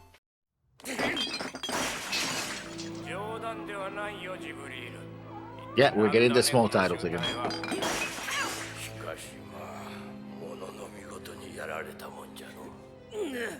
Also forgot how loud I had my television up to. 意気揚々と宣戦布告して出かけていって鼻面に一発食らってすごすごと退却か。君の書いたシナリオはコメディなのかね。 As I said, they talked about all the scenarios they'd written out before. 地球上のザフト軍の拠点 Omni Enforcer. That sounds very familiar, but I don't know why that sounds familiar. 勢いよく振り上げた拳、このまま下ろして逃げたりしたら世界中の物洗いだわ。さて、どうしたものかの。我らは誰にどういう手を打つべきかな。ジブリール、君にかね。 That doesn't sound like Copeland. ふざけたことをおっしゃいますな。 Is this our Sidious figure I was talking ま about? すます勝たねばならなくなったというのに。我らの核を一瞬にして消滅させたあの兵器。 Or is this just another one of their council members? 一体どうして安心していられるというのです。戦いは続けますよ。以前のプランに戻し、いや、それよりもっと強化してね。今度こそ奴らを叩きのめし、 Okay, just the council guys. その力を完全に奪い去るまで。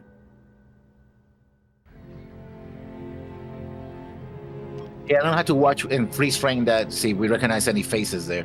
Oh, there's that definitely that yellow-haired person stuck out for some reason. Yeah.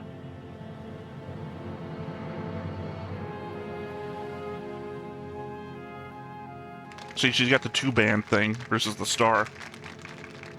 では、プラント最高評議会は議員全員の賛同により国防委員会より提出の案件を了承する。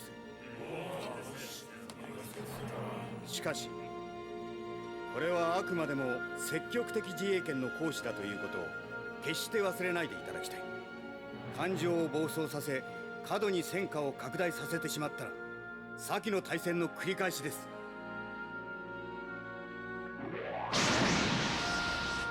今再び手に取る。 Feels like he's giving everyone just enough rope to hang themselves 全 with. ての戦いを終わらせるためのものとならんことを切に願います。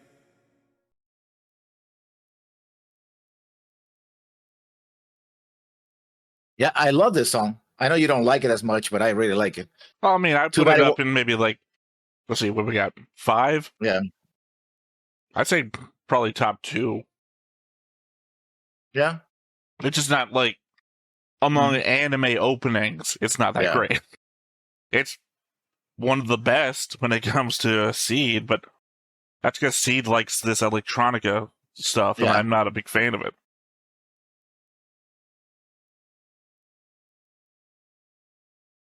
Still has a good guitar riff. I mean, In the background. honestly, I'd put this below Mobile Suit Gundam's opening.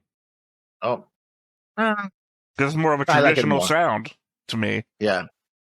And I'm clearly more about that traditional classical thing, unless it's like, obviously, 80s rock or whatever, like Macross 7. That's just Yeah. my kind of music.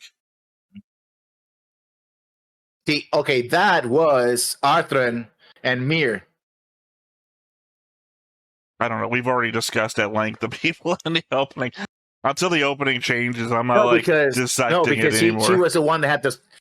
When they were in front of the Gundam, Arthur turns and she has the star. We'll have you to know. check the ending to see if the ending who's by who there. ダメだダメだダメだ冗談ではない。なんと言われようが今こんな同盟を締結することなどできるか。しかし代表、大西洋連邦が何をしたかお前たちだってその目で見ただろう。一方的な宣戦布告、そして核攻撃だぞ。そんな国との安全保障など、そもそも今世界の安全を脅かしているのは当の大西洋連邦ではないか。なのになぜそれと手を取り合わねばならない。しかし代ですが代表 I want one of them to say something like, well, unfortunately, we share this pure blue world with them. なぜと言われるのならお答えしましょう。そんな国だからですよ、代表。言うな。大西洋連邦のやり方は確かに強引でしょう。そのようなこと、失礼ながら今さら代表におっしゃっていただかなくとも、我らも十分承知しております。しかしだからではオーブは今後どうしていくと代表はおっしゃるのですか？ Well, if you haven't learned anything from talking to Shin, you gotta at least know that idealism doesn't get you anywhere. 空に遠く離れたプラントを友と呼び、この星の上でまた一国孤立しようとでも言うのですか？違う。自国さえ平和で安全ならばそれで良いと。被災して苦しむ他の国々に手すら差し伸べないとおっしゃるのですか？違う。ではどうするとおっしゃるのです？オーブはずっとそうであったように中立独自の道を。そしてまた国を焼くのですか、ウズミ様のように。I mean, this is real dumb. There's a difference between what happened last time and siding with the nation that just launched a nuclear attack. そんなことは言っていない。 We're in the ring still, though. しかし下手をすればこの状況再びそんなことにもなりかねませんぞ。代表、平和と国の安全を望む気持ちは我らとて皆同じです。だからこそこの同盟の締結をと申し上げている。 The alliance that you want to join specifically because you're afraid that they'll attack you if you don't. You can see how that's problematic, right? しかしこのまま進めばどうなります？同盟で済めばまだその方が良いとなぜお考えになれませぬ？意地を張りむやみと敵を作りあの大国を敵に回す方がどれだけ危険かお分かりにならぬはずはないでしょう。 And of course, she sides with. That puts him in direct conflict with 我々が二度としてはならぬこと、それはこの国を再び焼くことです。伝統や正義、正論よりもどうか今の国と国民の安全のことをお考えください、代表。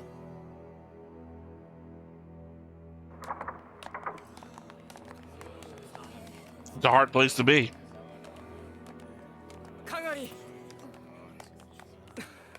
I mean, we from the outside know what the right thing is, but you can't let what happened to Shin happen again. Yeah. This guy's skim is a scumbag. I don't like him. Not a scumbag. Yeah, he is. ああ、分かってる。そんなことは。私がまだまだ至らないだけだ。I mean, it was a shitty move what he did there at the council, but the problem is his words aren't like 100% wrong. The thing is that the plants are in space. The people you have to deal with are here on Earth. その娘である君がまた同じことをするのかと心配してるんだ。分かってるよ。さあ、ともかく少し休んで。何か飲むかい？それとも軽く何か食べる？いや、大丈夫だ。ありがとう。Yeah, I don't trust this guy at all. 君はまだほんの18の女の子だっていうのにね。でも大丈夫だよ。僕がついてるからね。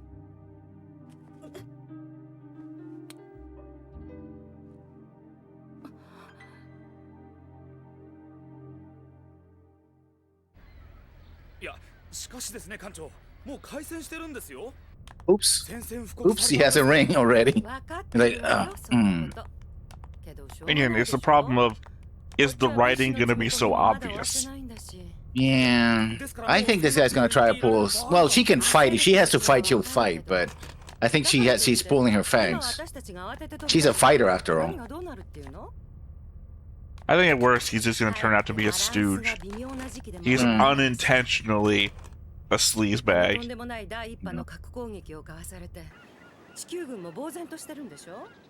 カーペンタリアへの攻撃隊も包囲したまま動けないみたいじゃない。いや、だからこそですね。今本艦が下手に動いたら変な刺激になりかねないわ。火種になりたいの？あなた。いえ、そんな。情勢が不安定ならなおのこと艦の状態には万全を期すべきだわ。幸いオーブはまだ地球軍陣営じゃないんだし、Give it a little time. Apparently it will be. Yeah, we should. They'll probably even try to seize the ship. まだですかね。でしょうね。いつまでかは知らないけれど。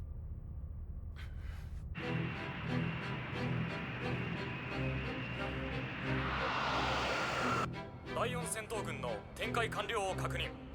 しかし、なんとも振るった言い回しですな。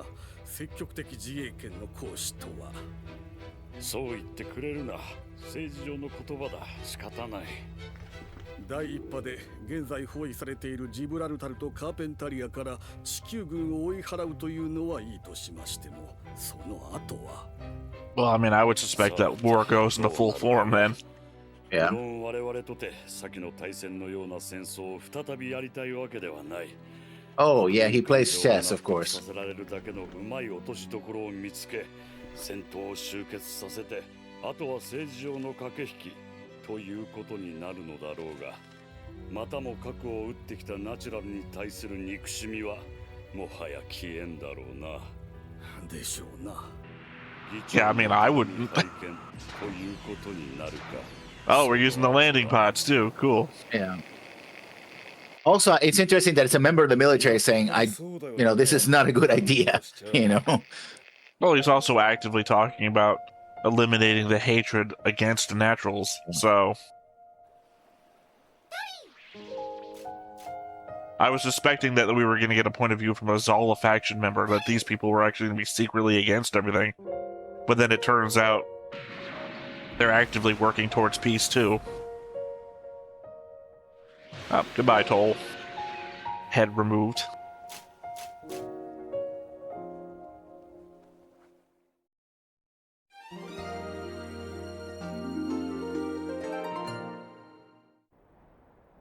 Yeah, that's Kira and Lacus. Yeah. In the mid-roll, yeah. My boy! 貴様一体これはどういうことだ。ちょっと待ておい。なんだって言うんだいきなり。それはこっちのセリフだアスラン。俺たちは今むちゃくちゃ忙しいってのに評議会に呼び出されて何かと思って来てみれば貴様の護衛監視だと。なんでこの俺がそんな仕事のために前線から呼び戻されなきゃならん。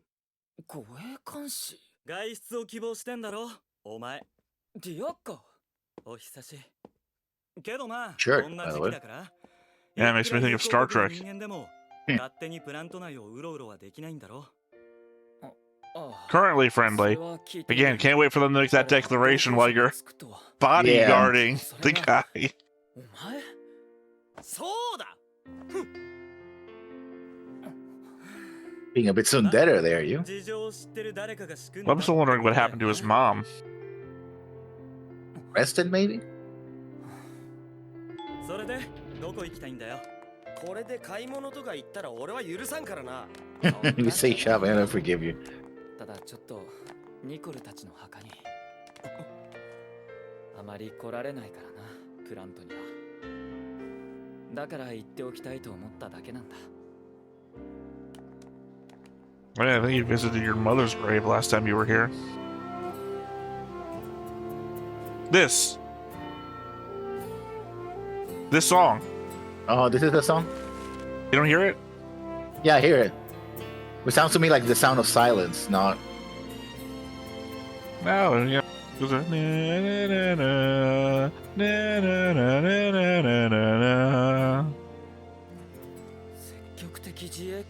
Obviously, I wasn't doing it in the time with it.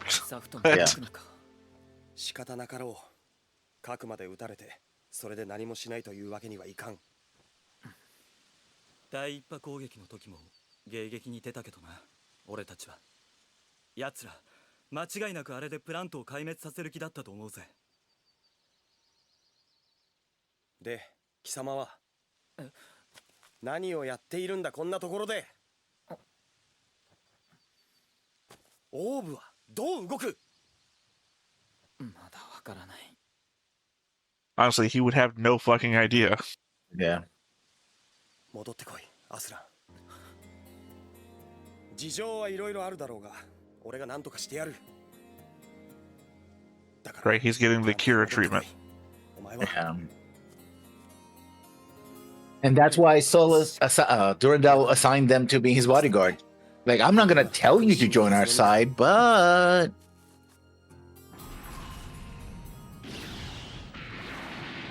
God, we gotta keep remembering that. yeah. デュランダル議長はこう言った。 Durandal. たちの都合で始めた戦争に若者を送って死なせ、そこで誤ったのを罪と言って今また彼らを処分してしまったら、一体誰がプラントの明日を担うというのです。辛い経験をした彼らたちにこそ、私は平和な未来を築いてもらいたい。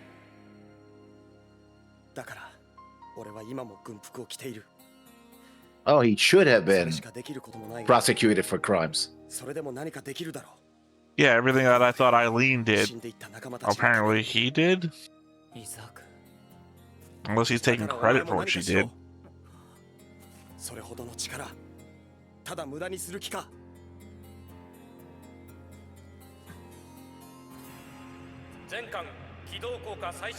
Yeah, technically he's one of 3 people with the power. Yeah.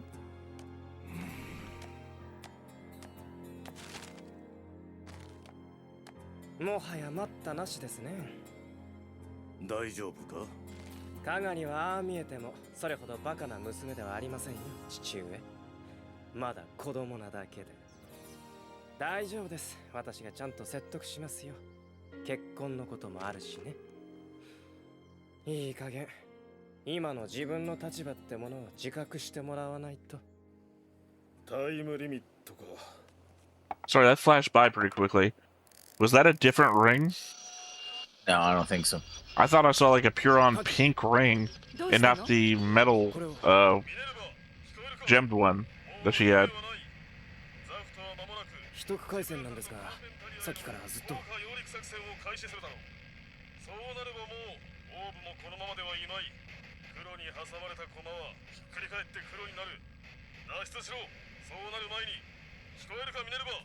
ミネルバ艦長、タリアグラですよ。あなたはどういうことなの？この通信は。おお、これは。声が聞けて嬉しいね。はじめまして。どうもこうも言った通りだ。 I guess they're acting on their own, separately from everyone else. 情報など正規軍が信じるはずないでしょ。あなた、誰？その目的は？アンドリュー・バルトフェルドってやつを知ってるか？これはそいつからの伝言だ。 Just giving out the name, I guess. Yeah. Even though he's supposed to be dead, I think.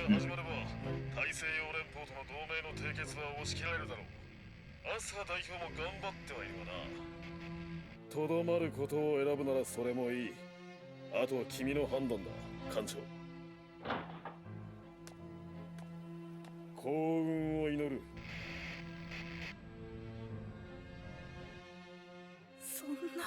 積極的自衛権の行使などとは言ってはいますが、戦争は生き物です。放たれた火がどこまで広がってしまうかなど誰にもわかりません。我らは大西洋連邦との同盟条約を締結します。再び国を Conceivably, you could have sided with Zaft. Carpentera base isn't too terribly far away. Yeah, but then she was seen as enemies of humanity, and thus giving the alliance a chance to find. Except for the fact that Orb has coordinators in it. You're giving up half of your population. Or whatever percentage coordinators actually are. ミネルバ、明朝出港します。艦長。全艦に通達。出れば遠からず戦闘になるわ。気を引き締めるようにね。はっ。発進は定刻通り。各艦員は最終チェックを急いでください。砲術 B 班は第3変装バンクへ。コンディションイエロー発令。Sorry, if I was getting on the ship, I'd be like, take me with you. Yeah. 知らないわよ、私も。しかし、これでオーブも敵側とはね。結構好きだったのにな、この国。あ、ごめん。真には辛いね。別に。何しに来た？あの時オーブを攻めた地球軍と今度は同盟か。どこまでいい加減で身勝手なんだ。あん Yeah. たたちは。 Not a good move or a good look. 敵に回るって言うんなら今度は俺が滅ぼしてやる。こんな国。シン。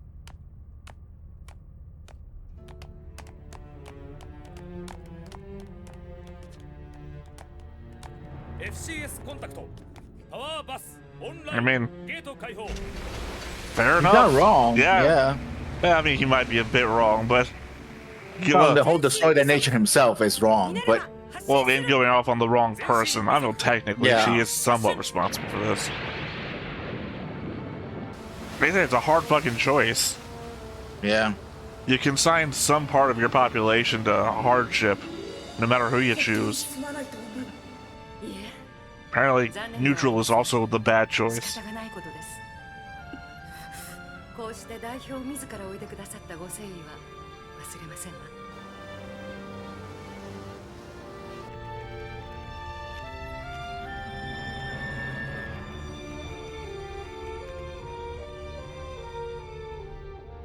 仕方ないよ、カガリ。政治は理想じゃない。現実だ。 Because again, ideals is what fucked us over last time. 突然代表にと壊れて、国民も皆君のことが大好きだ。ユーナ。だからもう楽におなり。僕がいるよ。君を支える。夫としてね。結婚式を急ごう。君のためにも国民のためにもそれが一番いい。あ、ユーナ、それは。新しく生まれ変わるんだよ。君もオーブもね。 They said confidence. ジランダル議長にアポイント。 Yeah. They're gonna end up in the opposite sides. Called it. Because she could just say no. She doesn't have the confidence to say anything. Yeah. She's back I mean, there he's by taking herself. advantage. Yeah. Well, technically, she's back there with the 3 members of the mechanic crew, but yeah, I don't know what the hell that represents.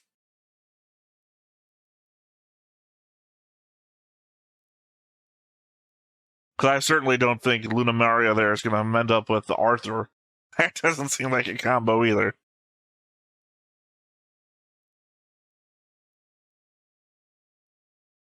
Oh. What's that in front of Ramius? A mask? A familiar looking one too, isn't it? Yeah. Whatever the fuck that means.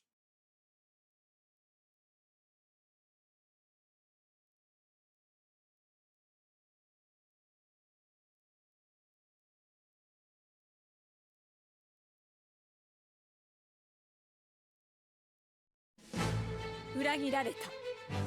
そう思うのは信じていたからか。何を願う形に事態は動かず、失意は怒りとなってその身を駆け巡る。それぞれが新たに選んだその道の先は。 I wonder what that was telling.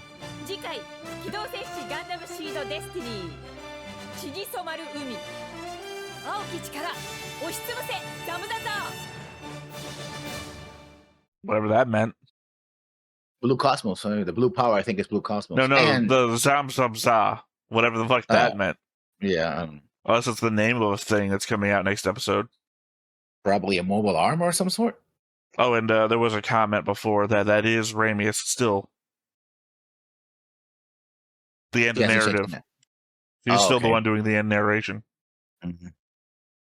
Interesting. So, yeah. Yeah, Kigali has no confidence. I hate that. Yola, isn't it? Yuna. What was it? Yuna. I remember because of the Final Fantasy character. Same name. I hate him. I hate him. I hate him so much. I hate that bastard. I am hating him. He is getting the Yusek treatment in this. I'm sure someone else will get the treatment eventually, but he's getting the Yusek treatment. Not because he killed innocents yet, but because he just feels like a total and complete scumbag. But he hasn't done anything wrong. He's pressuring her to get married. She could just say no.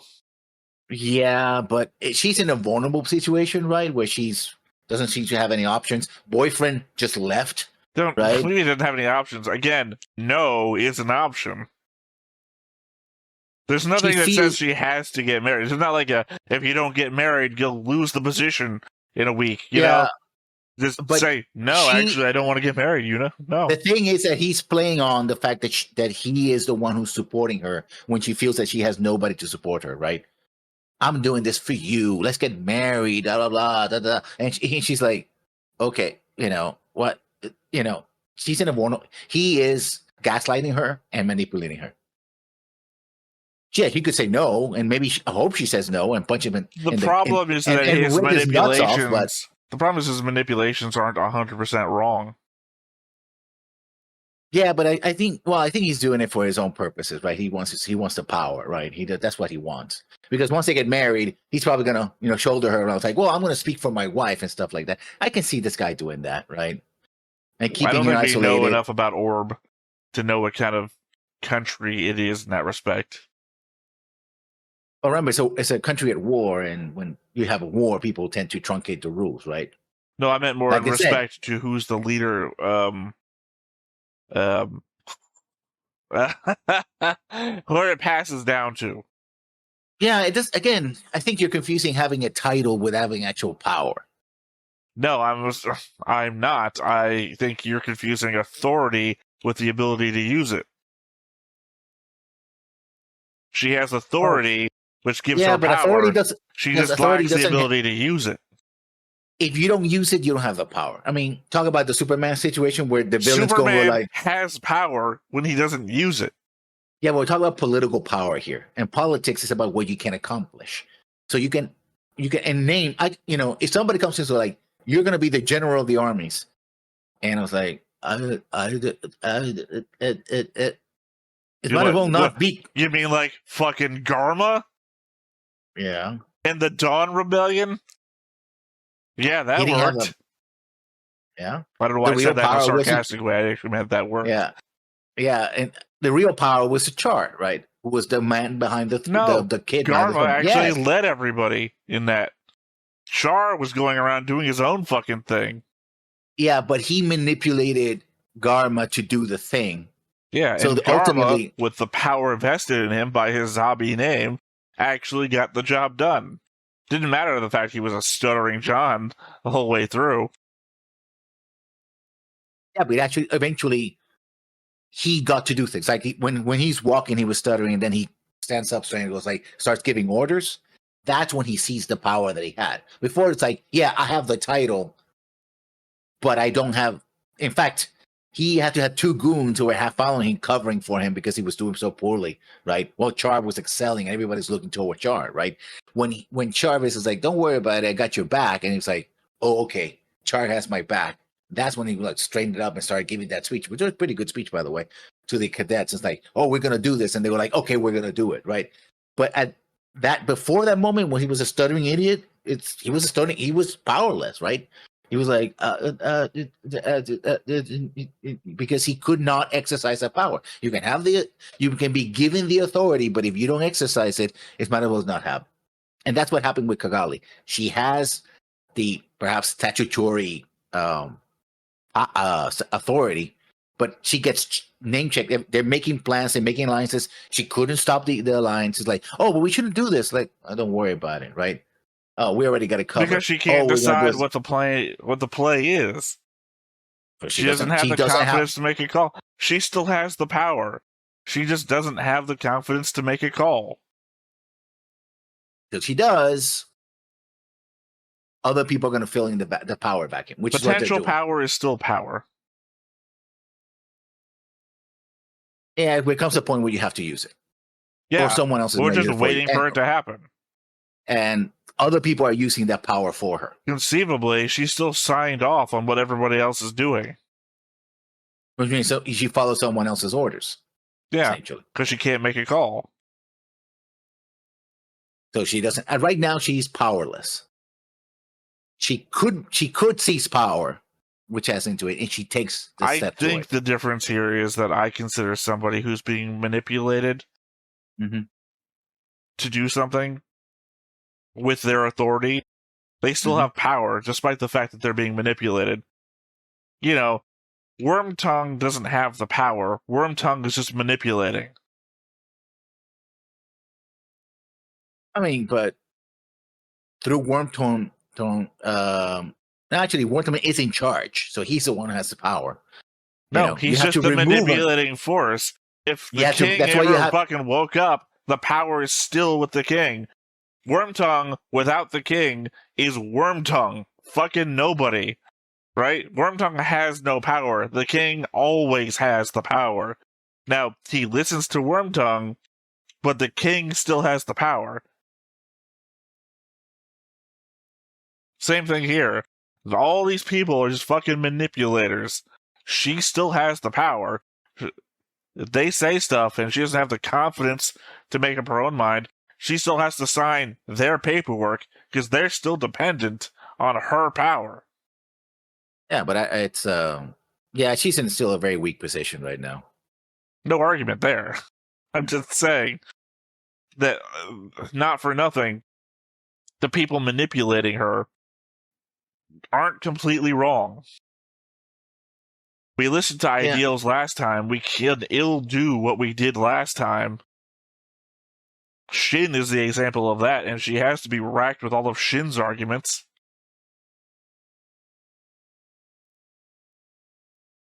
Yeah.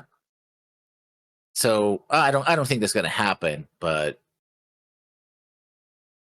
I think we're going to have a situation where Arthur is going to sort of fall into the arms of Mir for a little while, right? Doubt that. Because, I think that's how they're setting it up. That didn't fit anything at all. I don't see why that would happen. Because he's going to side with Zaft, hey, which means he's going to be. Let me give you a ring. Oh, hey, Mir. What? Yeah, well, I've been away from home a couple of days. War can make a couple of days feel like an eternity. And then he's gonna go like, "Oh man, I made a mistake." He's gonna be the Kira who's like, "Oh, goes for Flay," and then it's like, "Oh no, man, that was a mistake. What the hell was I talking about? No, I really like this other girl. I'm gonna talk to her. Oh, she got killed. Fuck." At worst, Mir is going to kiss him, and it's going to be like a recorded event or something. Yeah. And Kigala is going to see that and decide to get married because she thinks she's got nobody else left. It's going to be a series of misunderstandings. I don't think he's going to wind up with Mir, like you said. No. I mean, he's going to fall in with her for a little while, and then it's like... I don't think he's going to fall in with her, as you said. I think it's going to be one misunderstanding, and that's it. If anything. I wouldn't want that to happen either, because that's sitcom shenanigans. We're not watching a comedic rom-com here. Yeah. This is supposed to be a war is bad narrative, not a Three's Company episode. But I wouldn't put it past Durandal or Mir to try to do that. I would. That is so far beneath their notice. This isn't like Xanatos, like, I've plotted for everything. No, that would be a... That's kind of funny. Moment for either of them. You know? Durandal is like, I've got to plot the movements of the Alliance fleets while I'm pre-plotting how I'm going to have them attack me so that I can counter. He is galaxy branding this. I don't think he's got the time or the inclination to be messing with Atherin's love life. I think he already did. No, that would be too dumb. There's a difference between I plotted everything right down to knowing that you would be at this bar because I pre-planned for Mir to both attract you and then dump you so that you would be at your lowest point now to be influenced by this television program that I had also scheduled to play on the TV today. At that point, I'm fuck, man. I don't think it's like that if you're plotting to fuck with people's relationships so that they can be off kilter exactly when you need them to be, you might as well have programmed everything else. You know, I mean, you also I've been pre-plotting the war, pre-plotting the Zala faction, pre-plotting Logos. I have been messing with 17 different individual love relationships amongst different members of my crew, so that they would also be fucked up with. Plus, I've been setting up different members of Orb. Yuna is only in a relationship with Gali because of me. You know, everything. Like, how low down do you have to go before all the pre-plotting shit? No, I think it's more of he puts her in a collision course with Athron and let things play out. Like, oh yeah, you go and you talk to him and see how that goes. And whatever happens, he's gonna use. Yeah, but again, if you're gonna accept that he's willing to do that kind of shit, how many other people then will he be doing that shit with?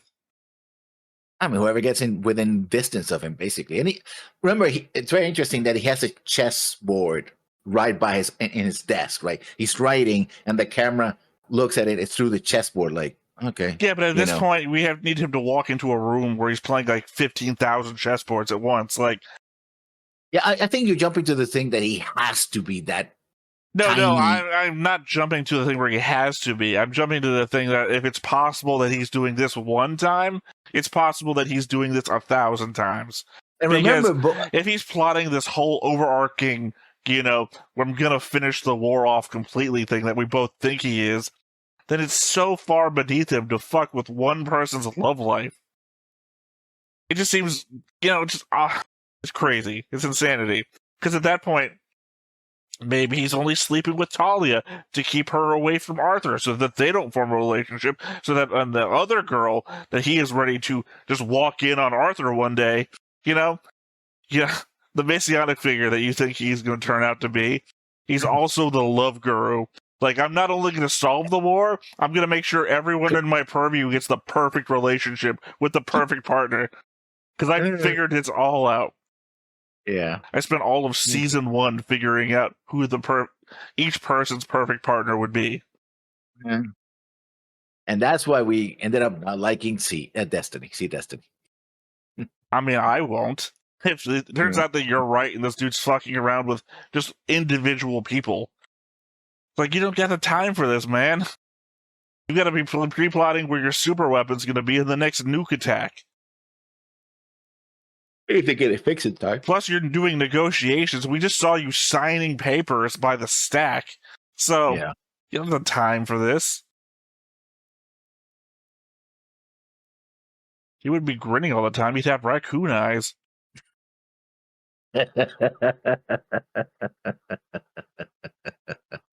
That's true. But yeah, that was this episode. Yep. All right. So once again, I have been Theta. This has been Lessons. We've been Stoneface Reactions, and we will catch you next time. Bye-bye. Hey everybody, thanks for watching another Stoneface Reactions. If you have an idea of another video we could go ahead and watch, go ahead and put it in the comments down below, and we'll add it to the wheel. Be sure to like, comment, and subscribe, and let us know what you thought about this video, what parts you liked. And until then, we'll see you next time. Is this too goofy?